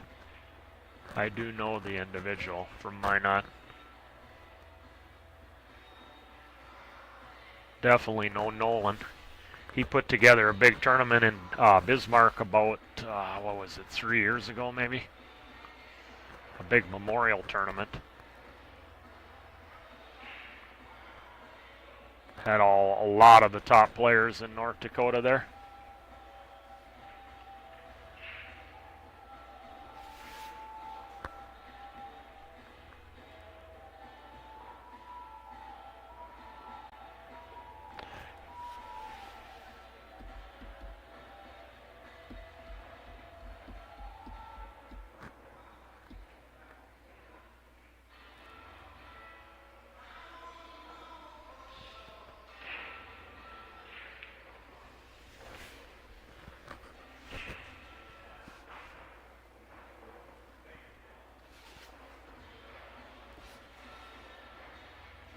Still got 2 more days of this. It's going to be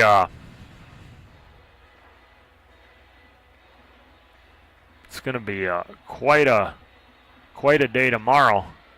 in the morning there, getting up, doing some commentating on the one-loss qualification round for people fighting their way into the redraws.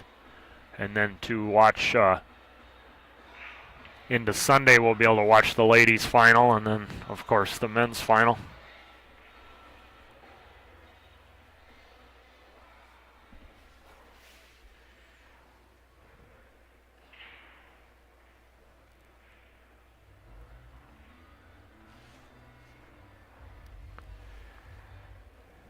Ben Gust has made his presence.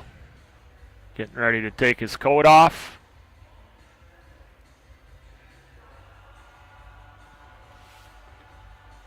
We're going to get going here shortly. Not sure what he took his coat off and he's looking off in the other direction over there. I'm not sure what it's like he's looking for somebody, so.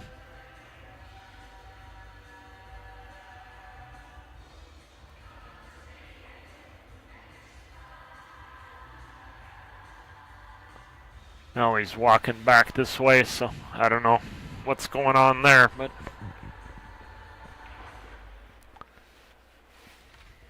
that tells me he's going to be a more deliberate player, I have a suspicion. I don't think I've played him. Maybe I did in a tournament a long time ago in Minot, so I think he does shoot quicker actually, now that I might. But yeah, now he's walking away again. I just don't know what. He took his coat off, now he's leaving.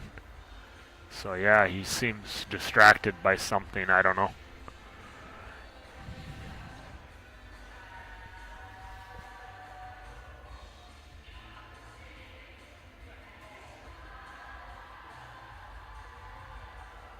Yeah, I mean, he's like literally leaving the room, so I don't know if he's using the restroom or.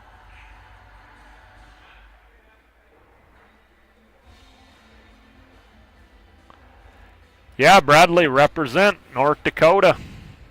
You know, we got a lot of good players in this state for such a small populated state. I mean, if you go look at, someone had put a top 10 Fargo rate list for each state. They had posted it online one year, and states with less than 1 million people for population. We obviously South Dakota, I think, was number 1. Wyoming's up there pretty good, and then North Dakota's right there. I think Montana has slightly over 1 million people now in Montana.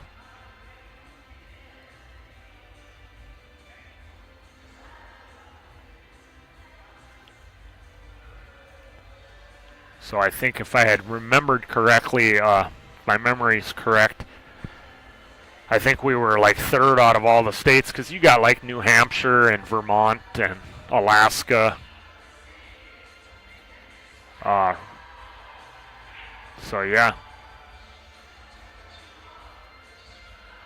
South Dakota was number 1 when you got Shane Van Boning and Danny Olson, and then you got Tanner Pruce. You got 3 players above 700 in that state. North Dakota, we only have 1. And then we have a real solid crop of players from that 625 to 680, 685. It's pretty tightly packed.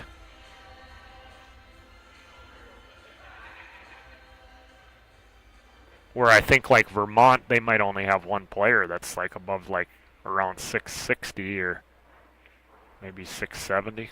1 was their top player. Alaska's the same way.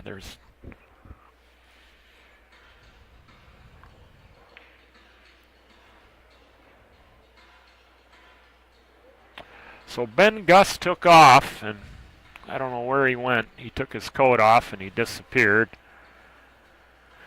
He went somewhere, but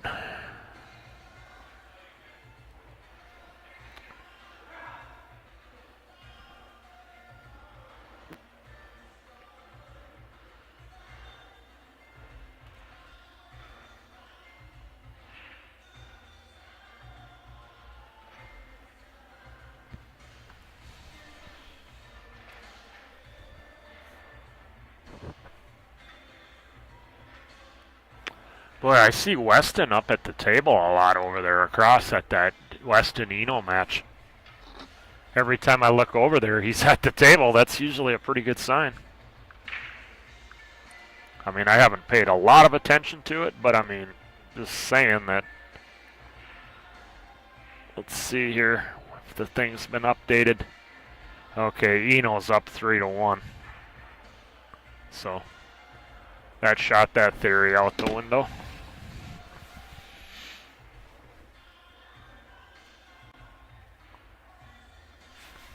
I'm going to take a quick break here, and then I'm going to come back in when Ben Gus gets to the table. So.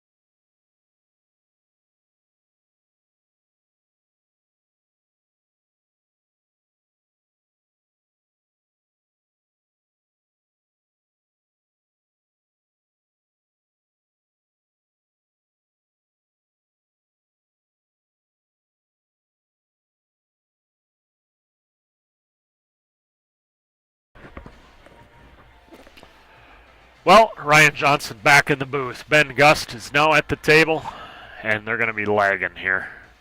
He had just finished a match, and then he come over here, and then he had to disappear. And he's next to his cues anyway. So, but boy, he is slow and he is spaced off somewhere. I mean, he is just, I don't know. He keeps staring off in the towards the wall, and I don't know what's going on there, but it's I don't know if he's playing games with head games here or if it's just how he is. Here we go. They're going to lag. This is on one loss side match. The winner advances to 10 a.m. tomorrow for the one loss qualification round to get into the redraw. So playing races to 6, alternating break. BCA rules. Ben gets the honors here in rack 1.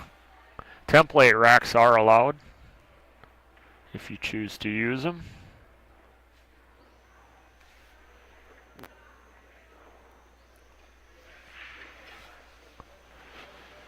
Looks like Ben's just going to use the regular regular rack on the table.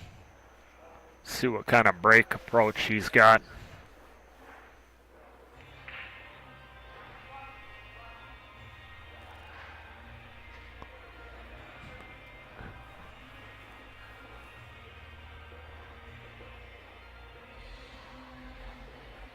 I think this is going to be a hotly contested match here. I really think it's going to be close. I just have that feeling, but we'll see, I guess. But that's just my gut feeling on this, that it's going to be 6-4, 6-5.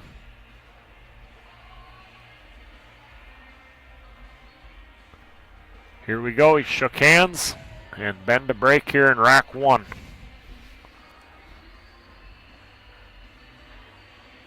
Looks like he's going to square up the head ball here.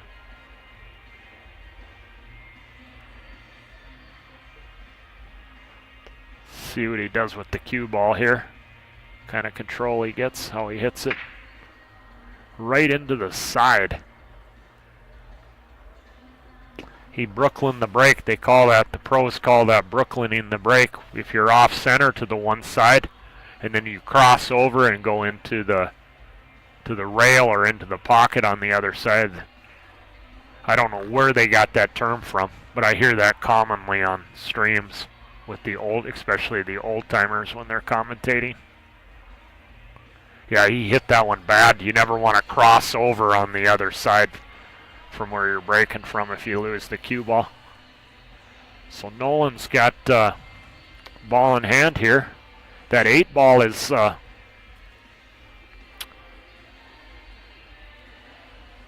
doesn't look like it goes anywhere. It might go on the left-hand side as presently. It will definitely, yeah, I think the left-hand side's the only pocket it will go in currently. Maybe a bank of some sort towards the sides.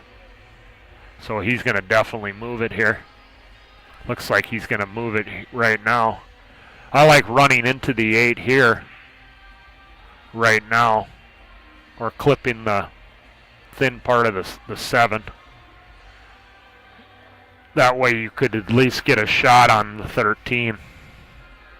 He ended up with a shot, whatever stripe that is, to the left of the 13 there, but he has that ball there. But the problem with that is you're going to be going towards that 4.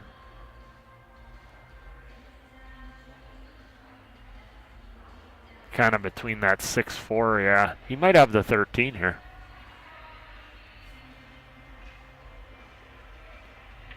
He did.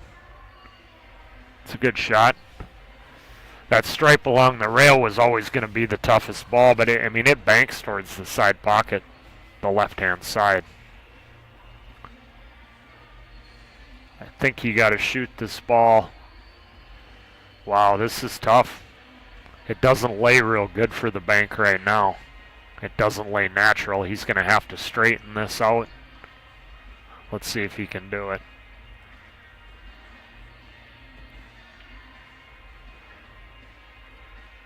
But I actually like that decision, because it gets it out of there. The guy has problems with the 3-7. The 15's blocking it. This is a combination here. So, if he makes that ball, he might get out. He got a decent chance to get out. You miss it. He got it out in the open now.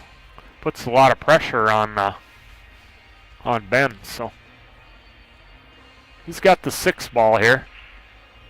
But you got to use this 6 ball to play some. You got to get some good value out of the position here. Don't just pot it with no purpose. Yeah, he tried to come across and run into the 5. Boy, he was really quick on his action. He moved quite a bit too, and that's he missed it by quite a bit. A lot of movement there and very fast cue action.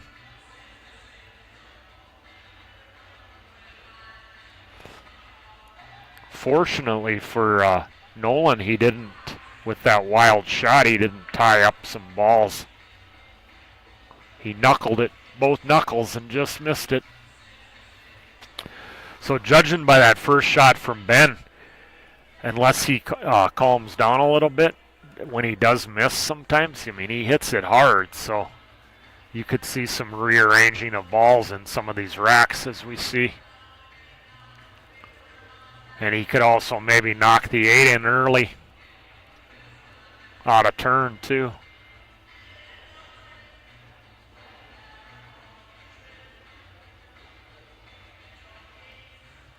He's got a couple solids down here to start with. Let's see what he chooses to do here. He definitely needed to use that ball to develop. He needed to run into them 2 stripes there and try to dislodge them from their trouble area there. He didn't really get much value out of that, what I consider to be a pretty open ball there. So, I mean, he gobbled up a rather easy ball and didn't do anything to help his trap soldiers. So he's got a lot of work left if he wants to get out of this in 1 inning. He can choose to try to rearrange some balls here. He needs to do something to try to, it's a good shot there. But once again, he used both of his ducks and didn't develop anything that was in a difficult spot. So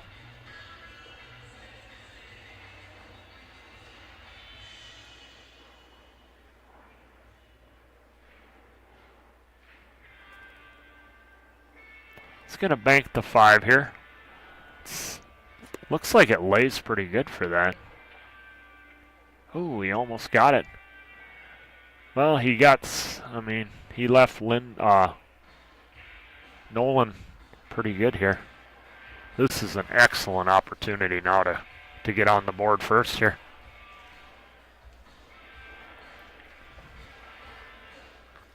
Eight's in a really nice spot. It's very handy. Your key ball isn't nearly as vital with where that 8 ball is right now, considering Ben has 5 interfering balls on the table.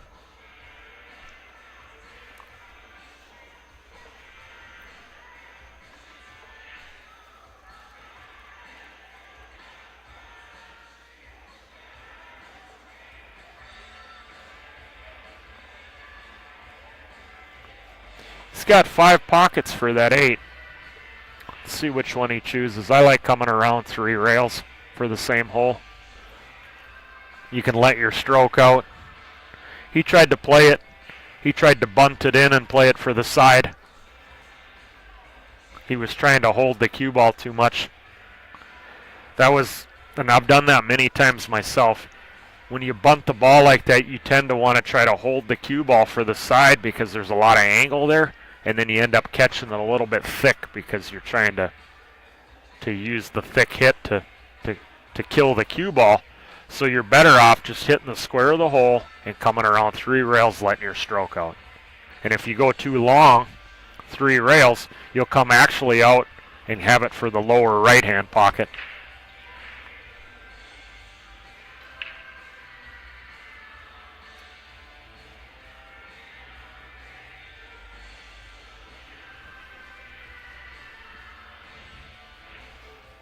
Got some Nolan fans in the chat. Do we got any Ben Gus fans out there from Minot?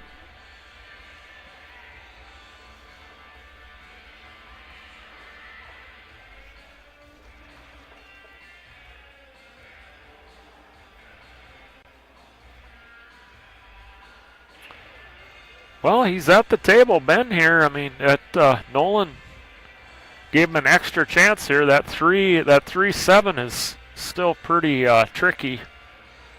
But, I mean, he can come at him right here. He makes the 1. Yeah, look at this.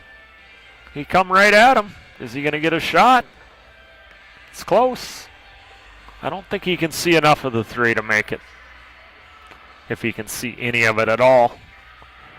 He's got rail first.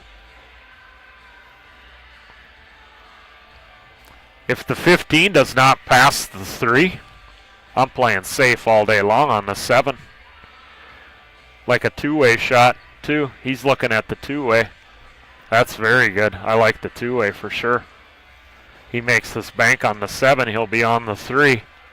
And then he doesn't have to lose the game shooting it, so this is definitely the shot. Very good decision here from Ben. He put it down. Oh, he caught the point. Does he have the 3?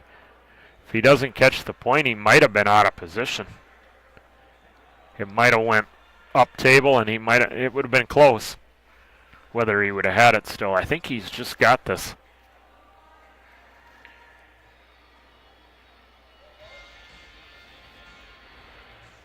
He tried to come around 3 rails. I definitely like the idea there. I mean, you could have drew out of it too. That's kind of personal preference on that one.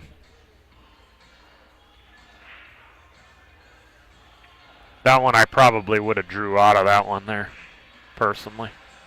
I feel like it would have been easier to make it and avoid the 15. I think he was really trying to avoid the 15, and that's why he ended up missing it.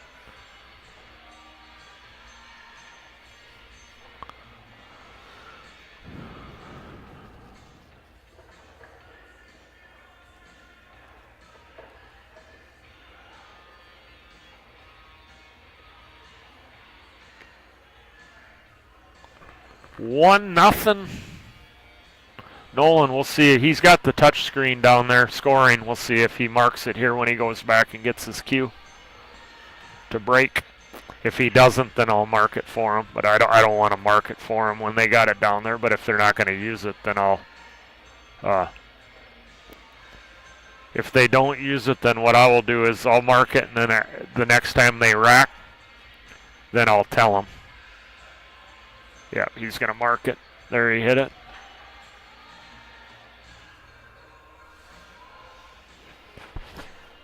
Let's see what kind of breaking strategy he's coming with here. Is he going to use the cut break here or hitting it square? He squared it up pretty good there. Good results. He made a ball. The cue ball kind of got kicked, so 8s just to the right of the spot there, the racking spot. He doesn't have really anything high percentage on the solids, I don't believe. The 4 ball maybe goes by the 14, so. And that's about it for solid stripes. I definitely like stripes here. Yeah, I like his decision for sure there, taking stripes. Just where the 1 and the 2 are at. Plus the stripes kind of have the 8 boxed in these lower 2 pockets. So therefore, and then all the stripes lay better anyways. So definitely I like that. It's a nice nudge there on the 11. It's in pretty good position right now. Let's see if he can keep the cue ball good here and clean up here. I like coming up for the 12 right now. Just getting rid of that ball, and then this will work also. But you know, I'd want to be there. That's a good shot how he cheated the pocket. That worked out real nice. That was good execution. He used the ability to play the rail first. That was well executed.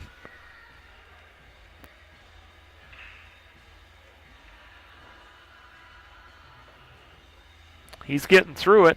He's still in pretty good position here. He's going to have to, I think, is he going to come across for the 12? Yep, or draw it. Yeah, that will work nice. He hit it pretty good there.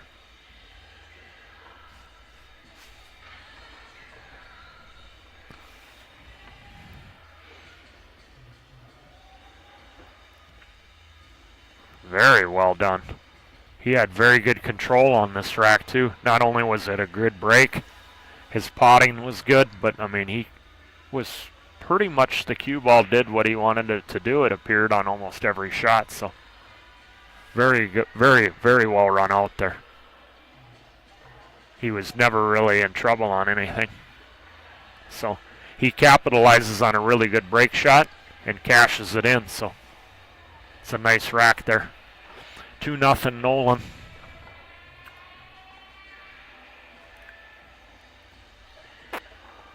He shoots a nice pace too when the balls are laying there.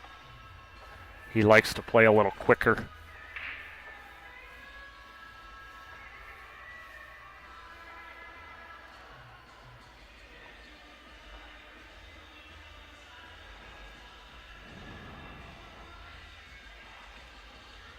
Ben hit him pretty solid last time. Let's see what kind of results he gets here. They're not using the template rack, so the racks can be kind of unpredictable.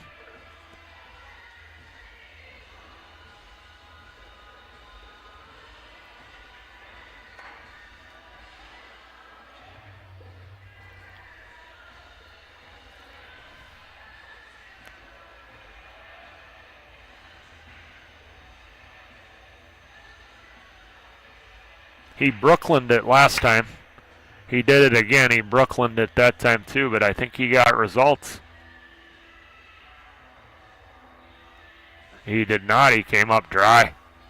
Yeah, he Brooklyned it. Look at the spread too. That's tough.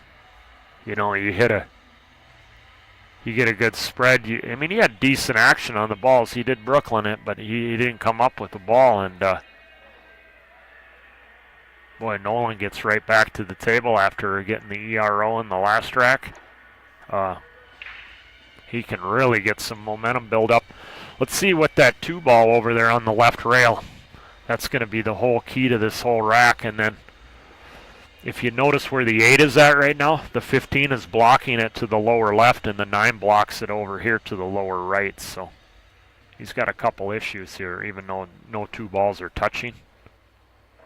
So he needs to have a good tight EQ ball again here. Yeah, this is going to be, this will be entertaining to watch him on this run here. See what he's going to use for a key ball here to get on that 8. Now the key ball is very important in this rack, where the 13, the 12, the 14, and the 11 are located. They're located more towards the middle of the table. So once again, you don't want to you want to clear sections of the table off, and then you got to have a really good key ball. Otherwise, you're going to trap yourself. Wow, that 2-ball does go off the stripe in the side, but I don't know how that gets you really to the 8-ball. Does the 8 pass the 9 in the lower right? It might have a part of the pocket. We're going to find out. He got over on that carom shot that I was talking about. Maybe the 8 passes right, has a part of the hole.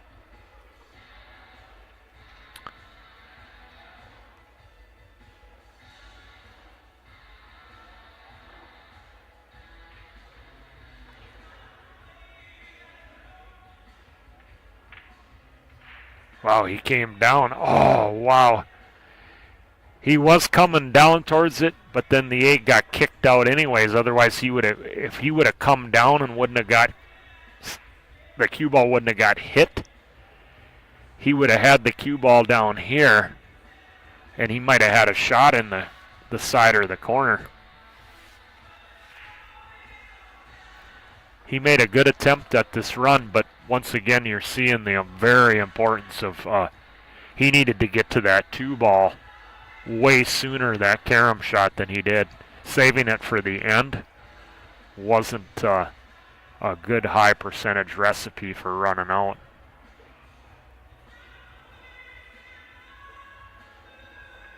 Good attempt on the kick. It was tough. I mean, to make it anywhere. He was close to a second ERO. Just what Ben needed. A ball in hand. He's down 2-0, so he's got to fully take advantage of this now. All the balls are laying out in space. I mean, the 9, I start with the 2 balls right down here by the pocket. That's where I start. I want to get rid of them right away.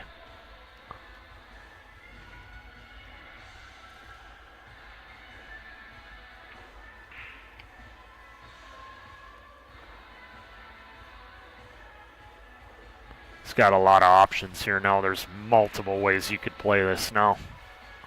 A lot of this is personal preference now.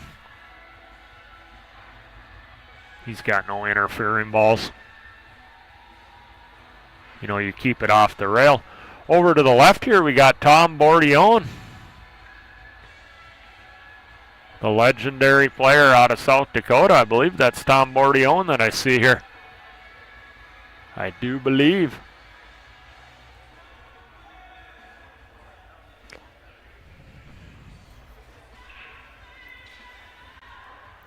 Yep, it is. It's Tom Bordione, and really good, solid veteran player.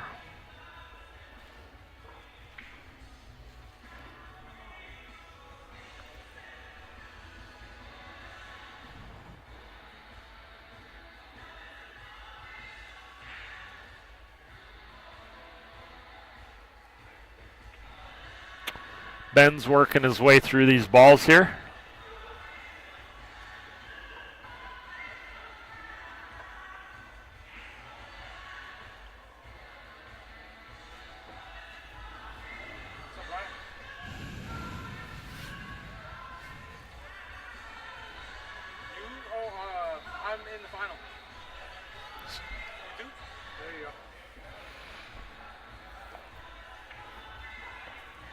So yeah, Ben's taking care of business so far. Let's see if he can finish this out here.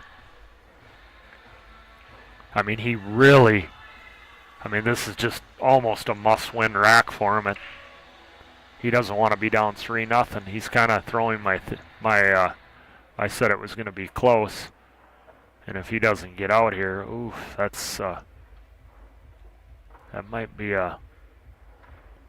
he might be in trouble here. I don't know if that goes in the side or not. I think if he's froze to it, he might have a directional throw. Looks like there's a little bit of gap there.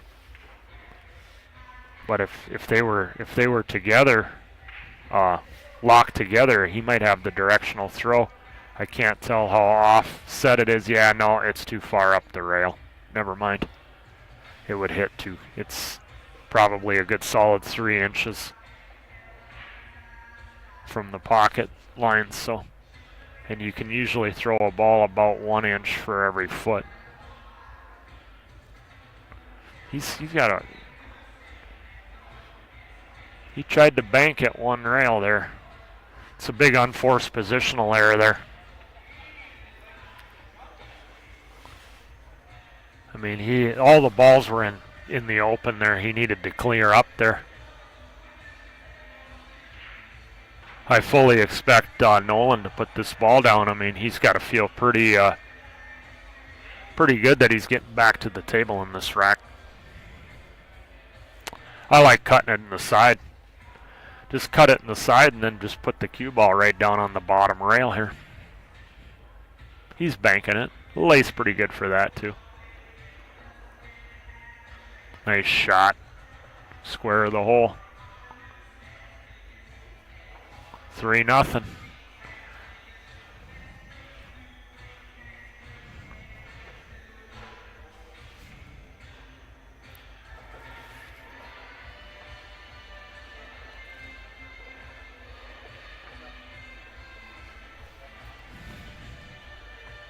We got a 1-loss side match out here on an outer table to the right of me.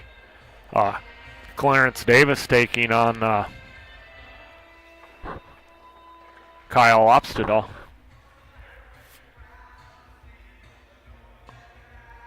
That match gets them into 10 a.m. tomorrow for the qualification round on the 1-loss side. So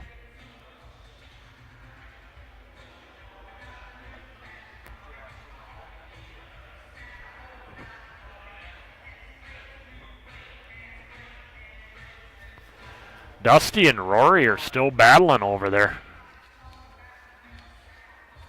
On the winner's side, that's a winner's side match.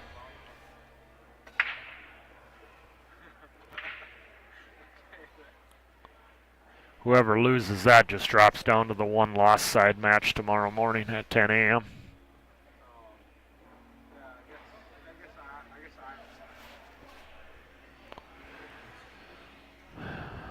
Nolan come up dry. 8's blocked up there by the stripe.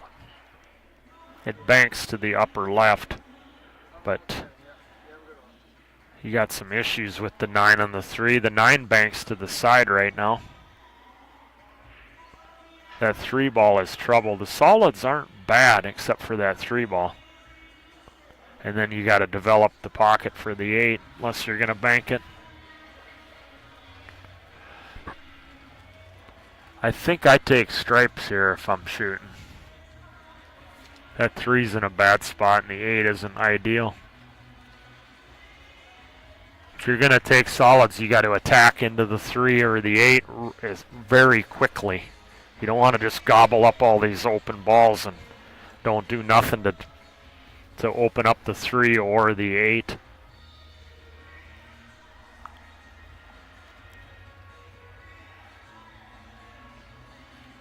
I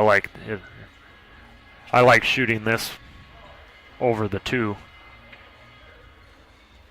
Definitely, I liked his shot selection there on taking the 6. You don't want to move the 2 out of there. That's a ball that's more near your trouble ball over there. It's your closest ball to your trouble. And you had no angle on it to develop the 3, so therefore you don't want to remove it off the table if you're not going to get anything out of it.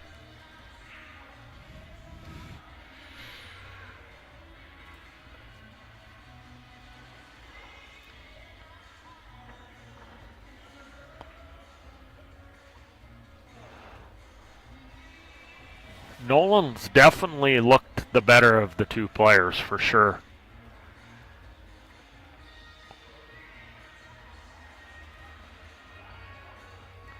I mean, he's got the 1 ERO. He made a nice bank on the 8, the last rack. And then there, I mean, he didn't get wild. I mean, he missed the ball, but it wasn't a wild shot. And he doesn't give away anything too. I mean, he's giving him a straight-in shot on the 6, which doesn't do you nothing to attack the trouble. So, at least I think it's straight. He might be able to, maybe it's a little offset. He can go and attack the 3 on it. We're going to find out here. But if it's straight, it doesn't do you much to shoot it if you're not going to get anything for it. Because you got to deal with the 7 and the 1 also.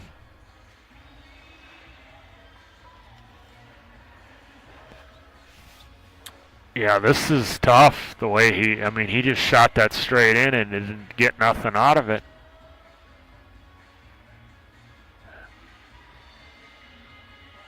Let's see what he chooses to do here. Yeah, I can't stress enough, don't just shoot easy balls in with a lot of tied up stuff like you see here, and you got to get something for it if you're going to use one of those easy balls like that.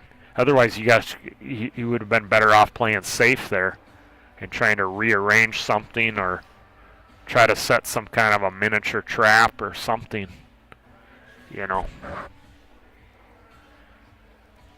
He's got a lot of hard shots ahead of him here if he wants to get out on this inning here.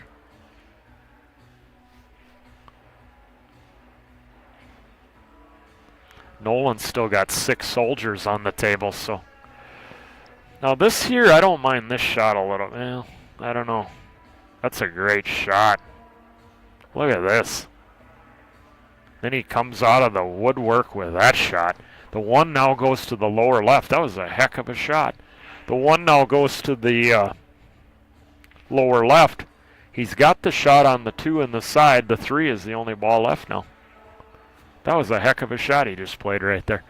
He's out of the blue. He comes with that shot after he made kind of a suspect decision by shooting the 6.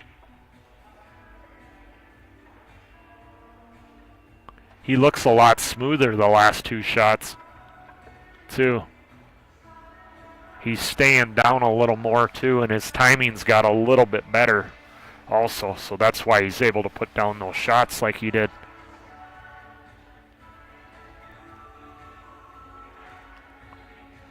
I think he can cut the 1 in the lower left, bump to 12, and I think if you get far enough down, I think you can cut the 3, you can get in there. Worst case is you'll have a bank for the upper left there. Want to be nice and smooth here. That's a good shot. Oh, he blocked his cut. If he was able to get in there, and I don't know if he has the angle now to bank that ball. I don't know if he can straighten that out or not. It's very close to the rail. That makes it very tough to straighten that ball.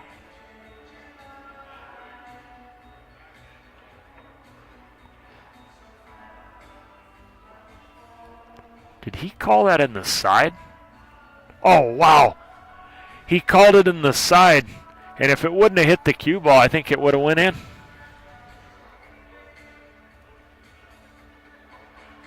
That would have been one of the best shots I've seen in a long time if that cue ball wouldn't have gotten away. Because I think he pointed at the side pocket there. And it looked like it was going straight over there. All right, we got a Ben fan in the chat. Welcome, Mark Patterson. Cool.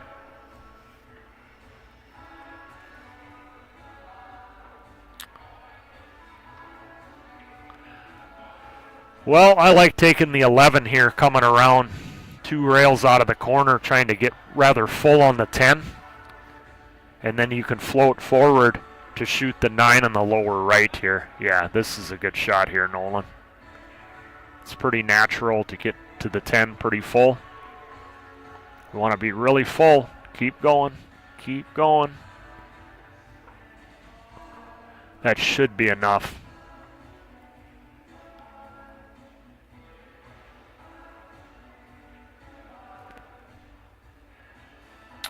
Now you just got to pot the ball here.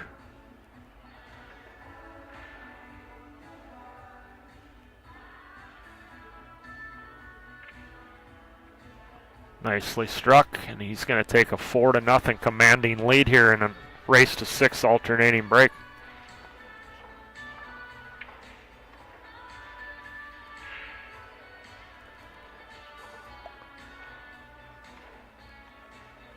And he has the break too, so want to keep the gas, keep the foot on the gas here. Don't let up. If you got a big lead and you're playing like a race to 6, race to 5, it don't matter what the race is, but whatever got you there, that's what you want to do.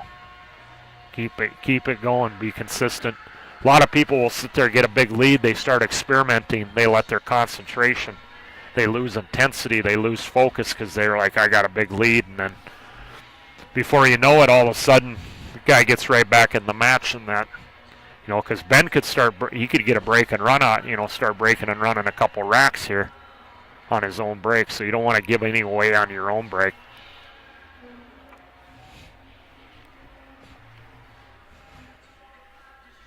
It's just the nature of human, you know, when you're having success and you're having things are going good for you, sometimes you can lose focus, and the sense of urgency can start to lower. So you got to caution yourself, you know, keep that aware if you're playing. Try to keep that focus intensity no matter what the score is.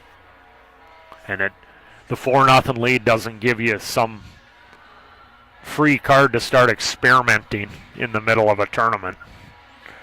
You know, you want to experiment and learn shots. You want to do that on your own time, you know, when you're practicing and that.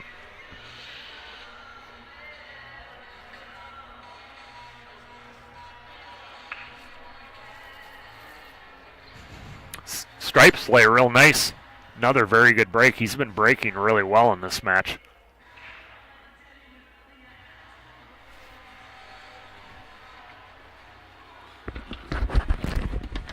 We're going to pull in another gentleman here into the booth here. Let me get a headset for him here.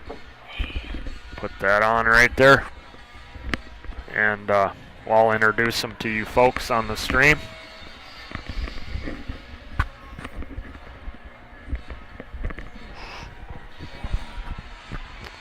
We got Trenton Azure in the booth here with me. What's up, Brian? Not too much, Trenton. Can you hear? Can everybody? Can someone please comment in the chat if you hear Trenton? So how are you doing tonight, Trenton? Doing good. Won my first 3 to get to 32, so ain't shooting too bad right now. Cool. How are you doing tonight, Ryan? I got through. Yep. 3? 3. 3 yep. right there, yeah. There you go. Cool. She can hear you. Thank you very much. Perfect. Nolan's playing real well here right now. Oh, and then I jinxed him. It's BCA, so he's got to prove it. Yeah. Race to 6 still on the loser side, huh? Yep. There we go. Yep, on the one-loss side. So this, the winner of this moves on to the 10 a.m. match tomorrow morning in the one-loss side qualification rounds. Okay. So yeah, you're 21, is it? Yep, 21. 21, cool. How long have you been playing pool? Really my whole life, but for serious, 3 years. Okay. Seriously for 3 years. Competitive. Yeah. Competitively 3 years. Okay. Yeah. And it seems to be working out. I mean, it seems like I'm starting to shoot kind of like the big dogs now, which I feel great about. Cool. Yeah, you're gaining a lot of experience. You're young. You got a lot of upside. Yeah. A lot of upside. A lot of years ahead of you. Mm-hmm. Yeah, I was. My first match was against Kyle Opsadal. Really great shooter. He got out to a quick lead, 3-1 on me, and I battled back all the way through and ended up getting him 6-4.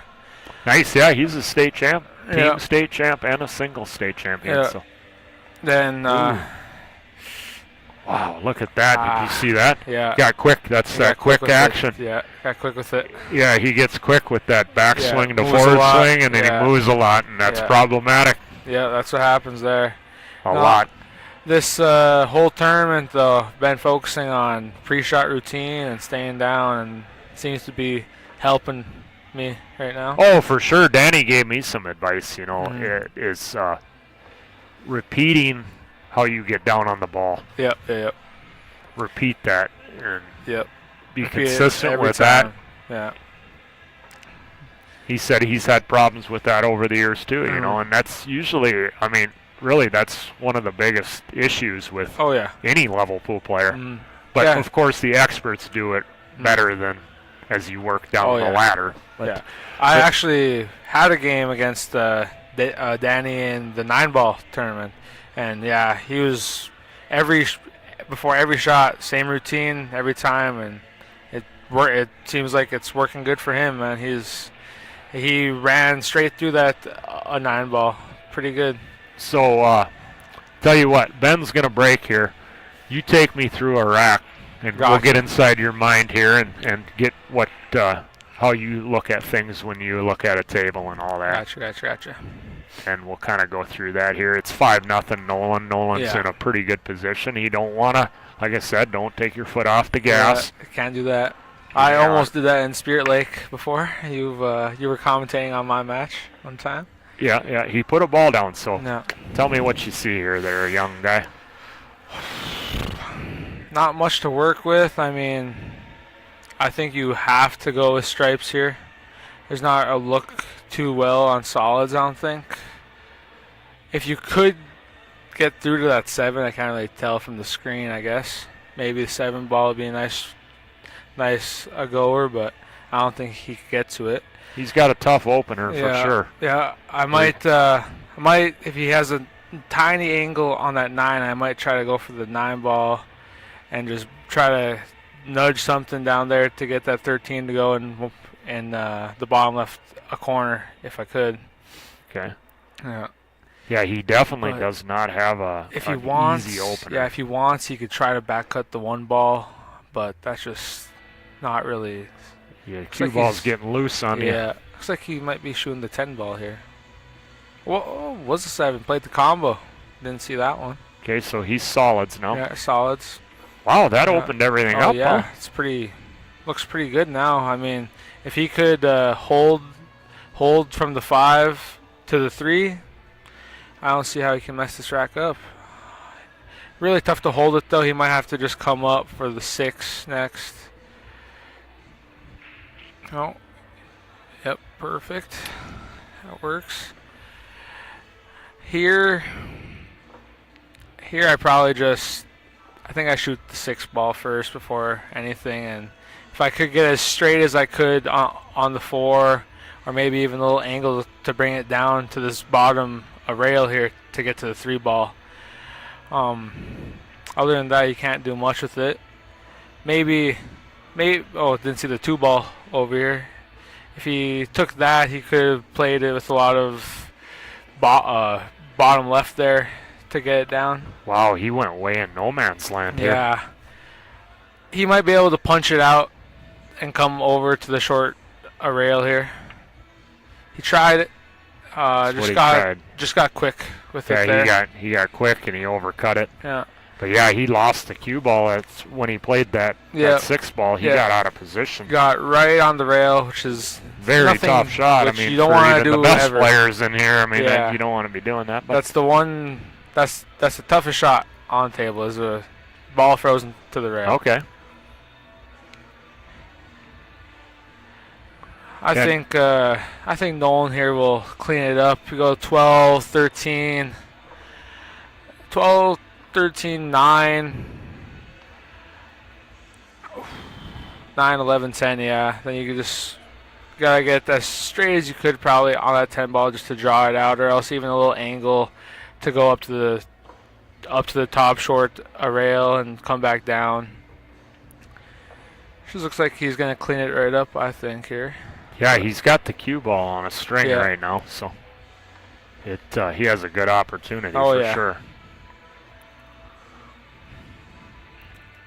Just can't get careless with it. See. Yep, discipline. Yeah. Stay disciplined on every shot, regardless of Yeah. how easy it looks. Yeah. But yeah, he's been the better of the 2 Oh, yeah. players tonight. Oh, whoa, take it easy. Kind of lost the cue. Didn't It's want there. to be over that one, but Yes. his angle looks a little. He looks like he has a little slight one. He might just try to drift it right between the 2 and 4 and come down for the 8 ball in the side pocket, I think. Unless he's pretty straight, then just follow it straight up. Yeah, and he's coming right into the small, narrow part of the zone. Yeah. So, I mean, it's got to be struck well It's here. got to be perfect. Yep. And plus, he's bridging kind of awkwardly. Yeah, see, That's what's scary about it. You gotta. There you go. Yeah, see on that one there, you gotta put a little bit more stun on it just to get it to come between that 2 and 4. Okay. He was going straight top and just slow. He needed to stun it a little more to get that out. Punch it maybe too punch slightly. it a little bit. Because you're fine if you come all the way down to the short rail. Yep. Oh, for sure. Yeah. I agree with you there. Yeah. Because I think he was more trying to come between the 2 and 4, but slow with just to top, get it. Yeah. it's yeah. Yeah. I totally agree with you there. But when he got straight on the ball and he got kind of over the ball, he lost the cue ball a little bit, and it actually ended up costing him. That's where the mistake was really made. Yep. Was the shot before that. Oh yeah. Now, if he had great execution there, he would have been worked. fine, It would've and worked he would have recovered out of it, which is an important part of the game. But the mistake was made the shot before. And this is a very tricky shot here. The kick, yeah. Yeah. Which way do you like kicking? I like going the way he's looking right now, like the way to the left rail. But he's going the other way. He's going. I definitely call a pocket, too, don't you? Yeah. He called down the bottom right here. Yeah, it was tricky I think that's a foul, is Yeah, it not? foul right there. Yeah. Well, Ben's got a nut. I mean, he had a Has a golden chance here, opportunity yeah, in the that last other shot, rack yep. too, and then Yeah. he just He got a little unlucky. I was watching it there. That 3 ball did cut all the way up, and the 8 ball just slowly crept over that ball when he was going there. And he tried to he called it in the side there, and that 3 was going towards the side off. Yes, that, it was. Yes. And then the collision kept it from going in. That would have been an incredible shot because he actually called that what he was trying to do there. But see that 4 ball, I don't like taking that 4 ball first and gets on the rail, which I don't like, but I think he could. I think he'll buckle down here. And I mean, get out he's here. making it more work than he had to. Yeah. I mean, you definitely don't, with ball in hand, you don't want to put the cue ball on the rail on you. But that's a good shot. Yeah, that's perfect. Yeah. Just gotta bring it down. He's the second diamond. You'll be good here. His action was smooth that time. Yeah. He wasn't jumpy and fast, on that when he was cueing on that rail shot. So. Yeah. Perfect, right on the second diamond, like I said. And this one just he's a little bit left spin. Be good. He's here. not going to be shut out. It doesn't look like here. Perfect.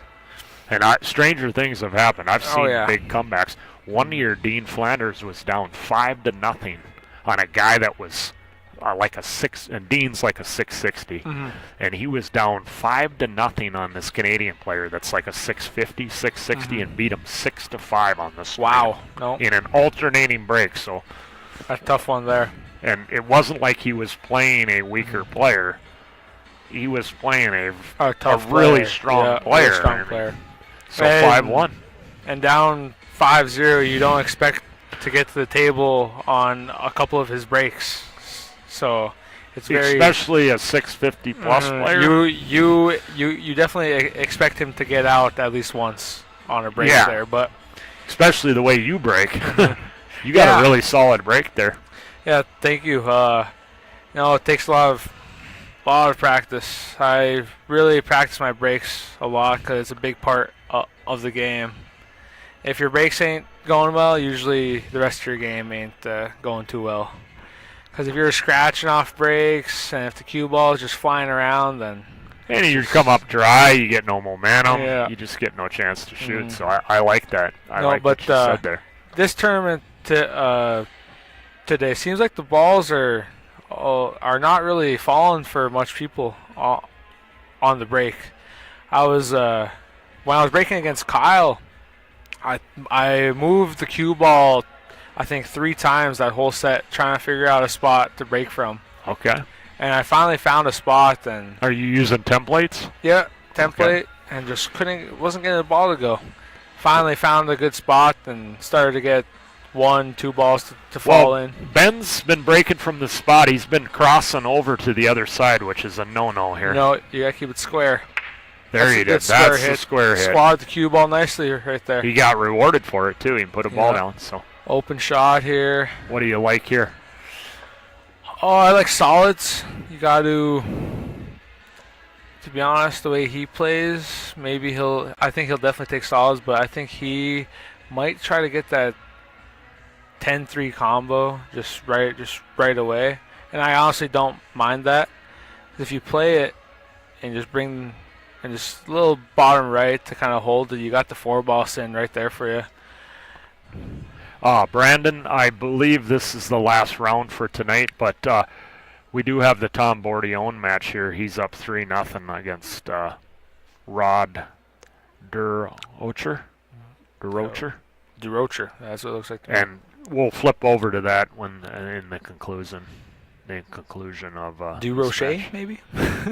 Yeah, definitely don't sleep on Dean Flanders. No, that is true because he beat the one year. I bought Stephen Holm in the redraw, and Dean beat him, and he beat Billy Thorpe back-to-back, and then he lost 6-4 to Roberto Gomez, and he missed 2 8-balls in that match. Wow. And so Flanders is one of the best. You don't see him play a lot anymore, but he is definitely one of our stronger players in the state. And he went with stripes here. Did he? Okay. Yeah, so I don't mind it. He just has to get a good angle on that 10 to maybe bank it, or maybe a good angle on the 11 to maybe try to break it out here. Honestly, you could play the 11-3 carom to make the 11 ball in the corner, just to where it knocks the 3 ball out of there and gives you an open look at the 10 ball. 10 does bank also It at does worst case scenario. Yeah. At worst case, but he would like to develop it. I agree. Really nice shot there. That works. Yeah, I think he can go into him now or bank it right now.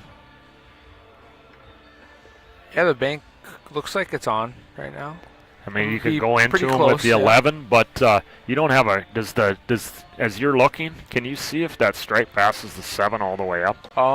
It Just to give an does extra rail pocket. first, yeah. Okay. Rail first, it definitely does. Because if he goes into this 10 here, I'm just saying, you got to come up with a shot. Yep. He's gonna try it, but he's trying to reach pretty funky with it. What? Yeah, you don't want to be reaching like that, do you? No. Use a bridge. You use like an extension or a bridge. Yeah. He's gonna get the bridge out here.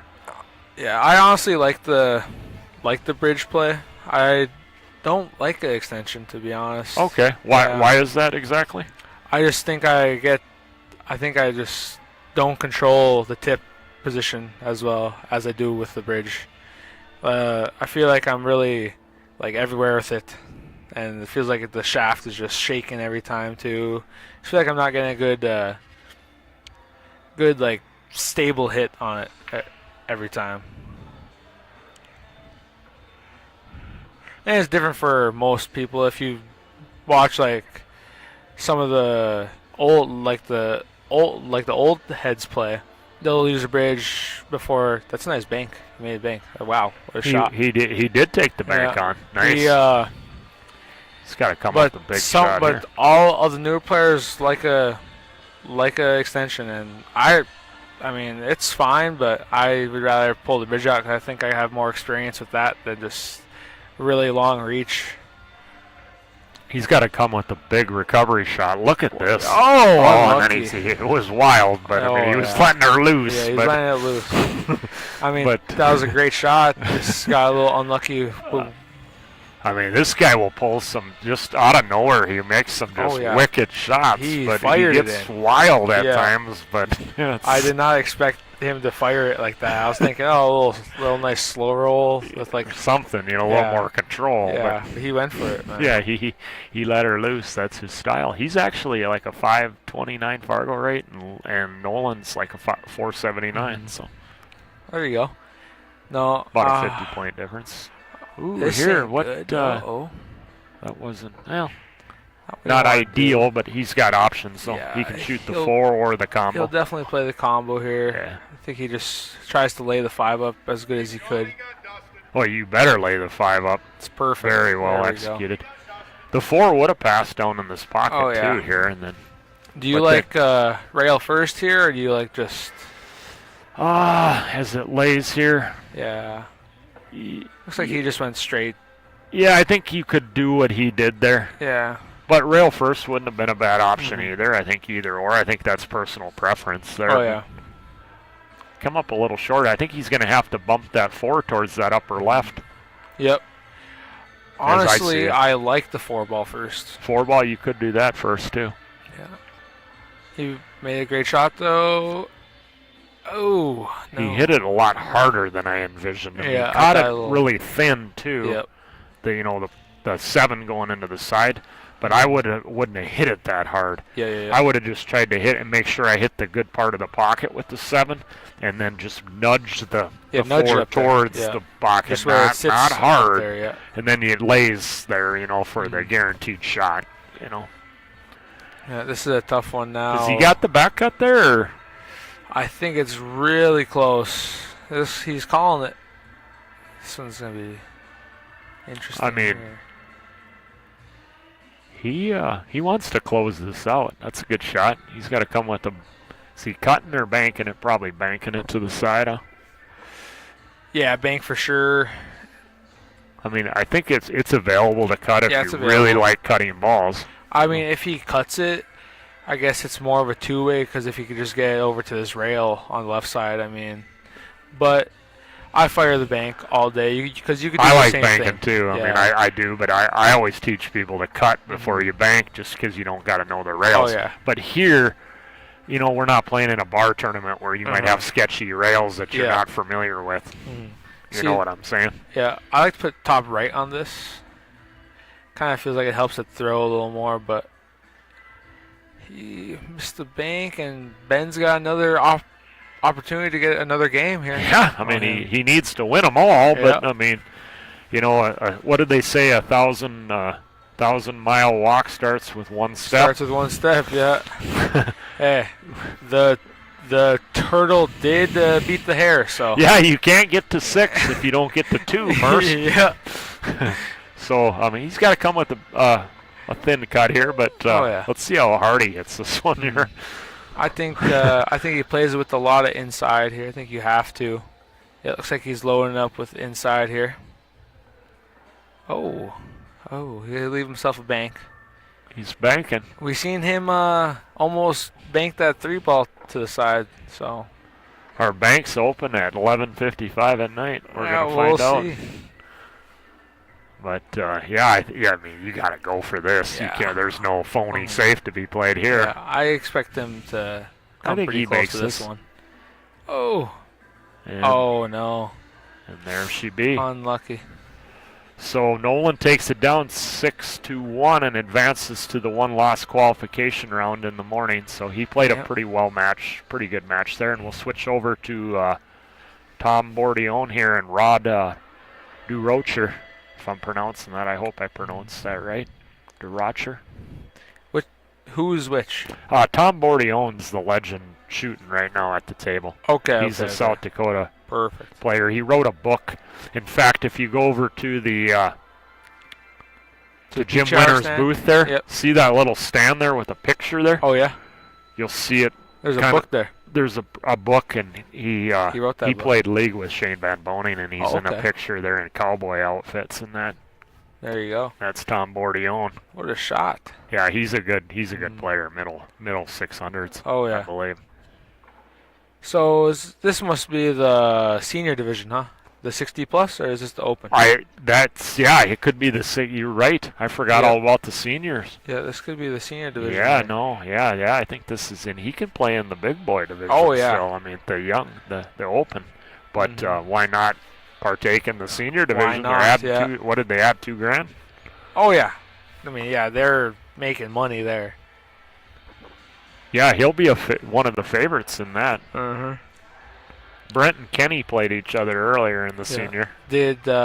Was it Kenny got Brent, or? What happened? I know. I kid you not. I was commentating a match up here. They were playing. I went over and played one full match, and they got through a half another match, and then they finally finished. So I don't know what happened. I mean, I'd have to go on the bracket and look, but yeah. They're not particularly slow. Maybe sometimes they take a little more time than they should, but yeah, Brent's slower than Kenny on average. Oh yeah. I mean, Brent can shoot a decent pace, but he can also get real slow at times too. Oh yeah. But let's see how Tom breaks. It looks like he's going with the second ball break here. Yeah, he could be cut breaking here. Yeah, he's aiming for the cut break. Oh yeah. Yeah. Oh, he hit him with nice. He got a ball down. What do you like here, Ryan? Let's see here. First thing I look at is where the 8 ball's at. That's right by the 9 there. Yep. It has no issues. It goes without developing it. And then from there, I look at starters. You got a starter on both the solids and the stripes. I personally like solids here. That's what I was thinking. I like solids. That's my first view at it.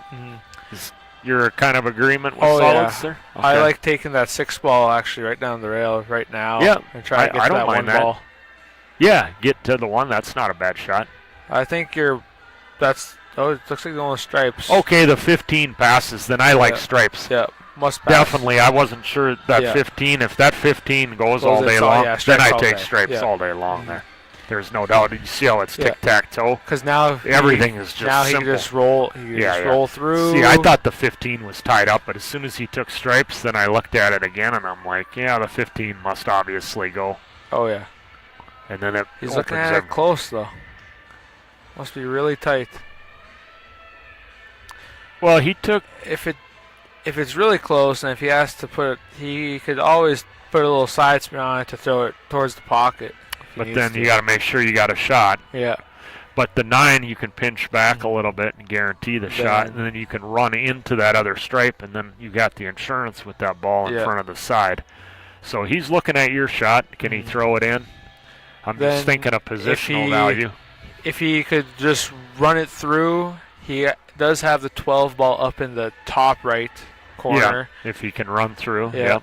And then maybe if he could run through a lot, the 14 also goes in the bottom right. But he's taking the 9 ball here, which I don't mind at all.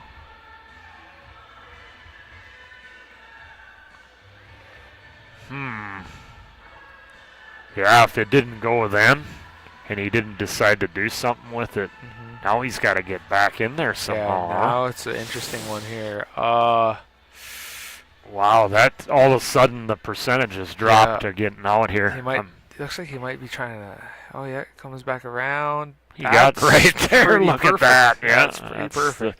That's the Tom Bordeaux that I've seen before. He's got to. Perfect. He's got to control the 12 ball now, though. Looks like he's gonna bump it right off the. Is that the 2 ball, 4 ball? What is that?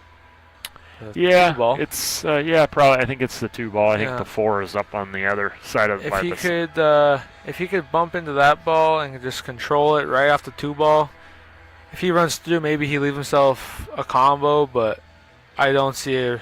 He's got the automatic insurance ball in front of the side. So yeah, he just wants to open it up because he had an automatic shot on that ball. But I mean, he wanted to develop it obviously more. Yeah, a little harder. I mean, if he could have put it to the rail, that's what I was thinking. Then he would have been able to use this ball to get to go over. And now he might. Oh, now this is a tricky. Does it go by the 5? No, it does not. As I'm looking out on the table, I'm looking right at the line of the side. Yeah, it's blocked. Wow, he's got to come with a big shot here now. Yes.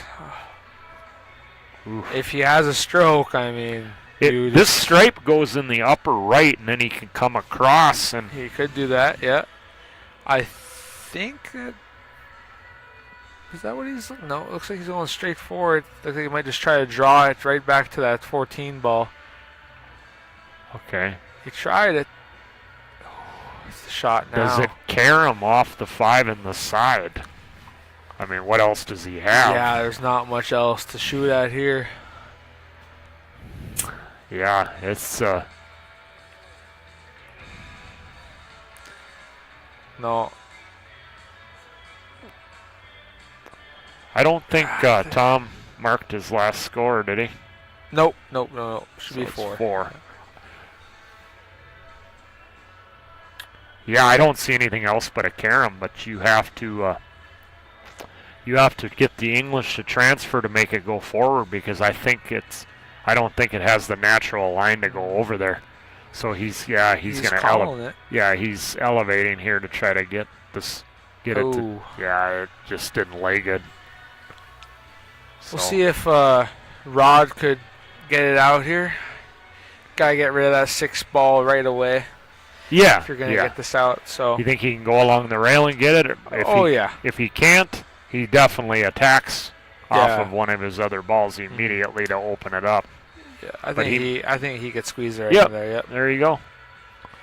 There she be. Watch out, corner. Ooh, a little close there. Straight. Like he didn't really want to be straight on the 1, but pretty straight here. I mean, he's going to be able to make it work. Yeah. I mean, he's got a lot of options. I mean, as far as balls. If you just want to run it through a ball, take the 7 up in the corner, maybe even run it through to the side rail. Well, you got quick with it. He tried to go rail first or something there. I just think he tried to fire it in. I think he was really trying to create angle, and he just missed it. Missed it. This one's tough. Rail first. Is it there? I don't think it is. It's really close. The side pocket, I think, is the ideal spot, but it's close. Yeah. He might be able to just in front of the side. I don't know. I mean, what else can he do? I mean, Looks like is he going 2 rails? Might go 2 rails. Yeah, if he knows, I mean, he probably knows his diamond system pretty well. Actually, looking from here, it does look pretty good. He's got to just get it around that 5 ball, though, and it's really tight around that 5. Yeah. Yep, you called it. You called her. Just caught the 5, and looking at it, it was coming straight for that 14 or 12. Well, Rod can. I mean, he's got another ball in hand, another golden opportunity to get on the board. I'm gonna type him into Fargo rate. I'm curious to see what Rod plays, what his speed is. This is the senior division. If you're just joining us, the 60 and over. You can find all the brackets on MPApool.com.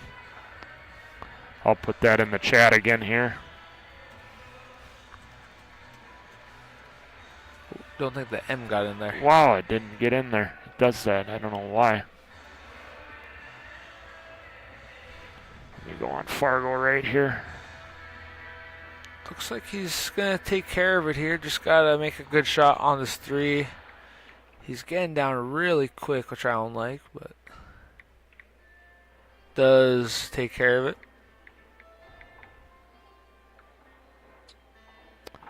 He's from Saskatchewan. Okay. He's a 506. Okay. And Tom Bordione, I'm pretty sure he's middle 600s, but I will type it in and verify that.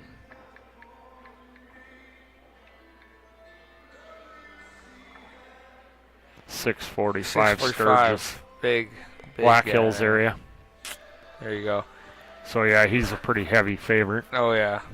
But Rod, did he clean up? Did get it out, yeah. Did get it out. Trying to make it somewhat of a competitive match. He's breaking here now in rack 6. Looks like their touchpad is the battery went dead on it down there. Oh yeah. They're keeping it on their phone probably right now. Yeah, I should look at the bracket and then we can find out, make sure that score is right. Let me look here. Okay, 8 ball. Let's see here. Senior Shark. Yeah. Singles. 60 plus. This has got to be a winner side, huh? We're going to find out here. No, I think it's a loser side match here. Yeah. Kenny did beat Brent 6-4. Bordione, and it's 5-1. 1-5, okay. 1-5, so he's on the hill. Yeah, Bordione. Yeah. This is, wow, who beat Bordione? Yeah. Brent Hansen did. 6-1. Yeah, Brent's one of really our better players, yeah. and he's got as much experience as about anybody in the room.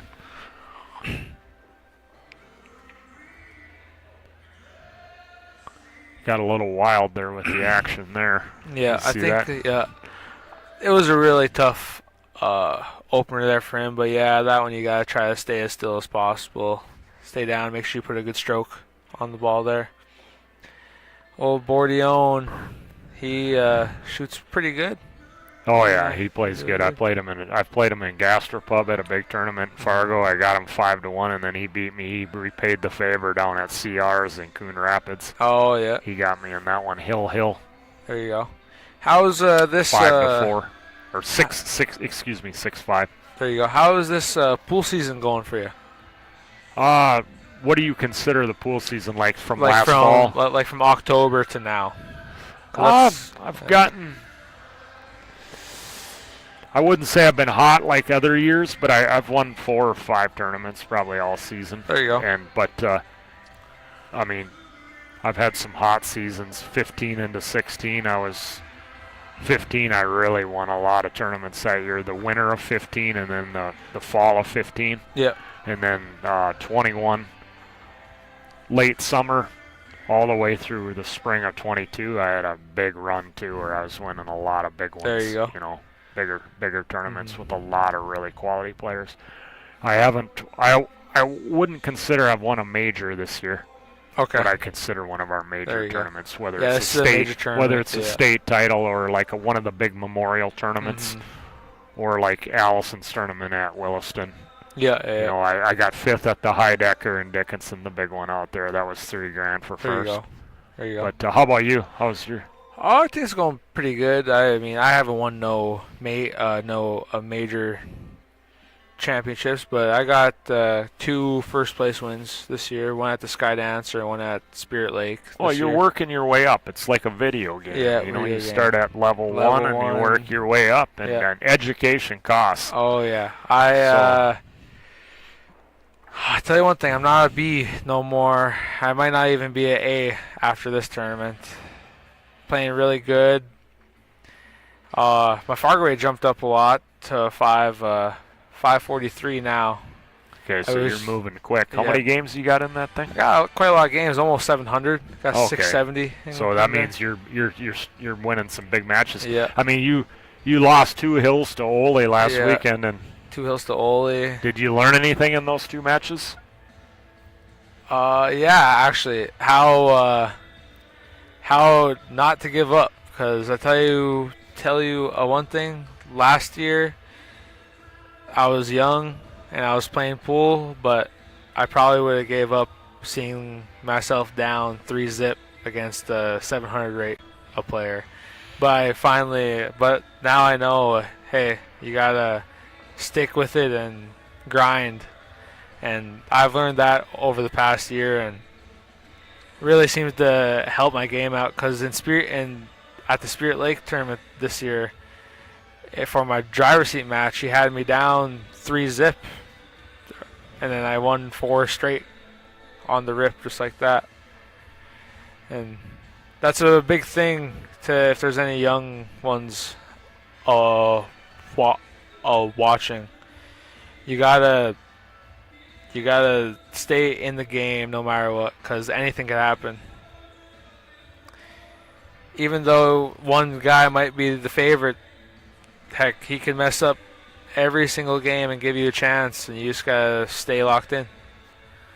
There you go. Good advice there. Yeah. Bordione's got a pretty good opportunity. 8 passes. Do you like using the 6 as your key ball and sliding across, or do you like using the 7 and coming around for the same pocket? I like using the 7. He's got if he could punch it out a lot here, I like actually. Okay, excuse me. I thought that was the 1 up there, so he has no choice but to take the 6 here. I was thinking that was the 1 for some reason, so But yeah, he's obviously got to take the 6 like he's here punching now. it out. Oh. Uh-oh. He caught it a little thin. Jump cue time. Yeah.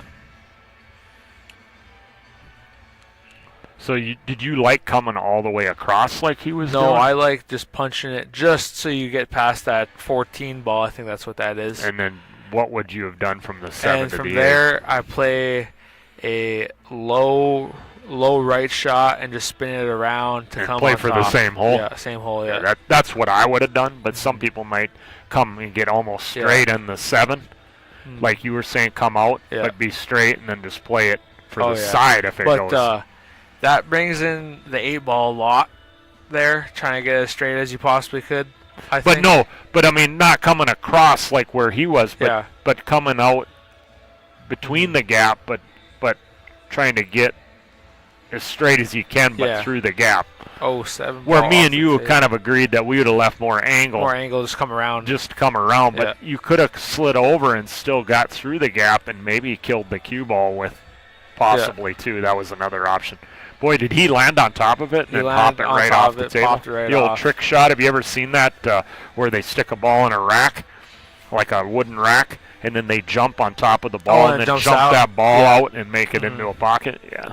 Well, that's like, have you ever seen the Alex Peggy Lion shot where it clear as day don't go, but he just jacks up, pops the cue ball makes the object ball jump over another object ball and go straight to the pocket. I don't know if you ever seen that shot before, but it comes in handy if you have just a little sliver of a ball. Did he do that against the Taylor Hansen and Tristan Hansen? I think that's those what it 2 was. juniors back in like maybe 10 while years ago. ago. Oh, yeah. At the U.S. bar table. Yep, exactly where it was at. I'm pretty sure. Yeah. Yeah, no, that was incredible. Yeah. And the two kids, their faces are just like what? they're like smiling, and they just can't believe Yeah. that he just did that. Yeah. Uh-huh. So did Rod get or did he give it Oh. away? No, looks like he lost it. I Must have lost lost it, yeah. Yeah, so Bordione took it down 6-1, Yeah. and that kind of concludes our matches for the night, folks. But yeah. thank you for stepping in the booth for a little bit there. Yeah, I mean, no problem, right? it was fun. I expect to see you here. Oh, John. Thank you, John. I can tell you that Trenton Azure is a 542.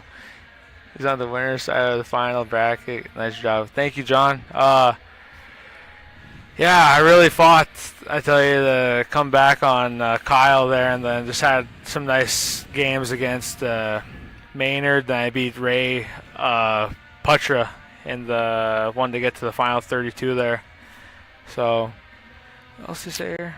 Trent has a really bright future in the game. Practices hard. He's learned how to win. I'm telling you, watch out for him. Yeah, thank you, John. Appreciate hearing that, especially coming from you, man. You're definitely an accomplished player here. 2015, the BCA Open National BCA Open Champion. National Champion, yeah. Actually, and he won Spirit Lake last fall. So. Yeah, actually before actually this tournament, I was actually watching that match, and he was just cleaning the house. The Spirit Lake final or the No, BCA the Open? BCA back in 2015. I was actually watching that match. Yeah, it was the year before they decided to go to Fargo, right? Yeah. I believe. And you know, do like the quadrangle thing, or the top 15% and the bottom 15%, and then they split the remaining 70% in two equal halves of 35. Mm-hmm. But yeah, no, we appreciate you coming in here. We'll probably try to get you back up in here and get your perspective, and it's been fun. And for all the viewers out there, it's at 10 a.m. tomorrow morning. I'll be back in here to do them one-loss qualification rounds to get into the redraw. Yep, I'll come by. Might as well check it out with you. So yeah, we're gonna shut her down for the night, folks, and appreciate everyone, and we'll catch you guys tomorrow. Catch you guys.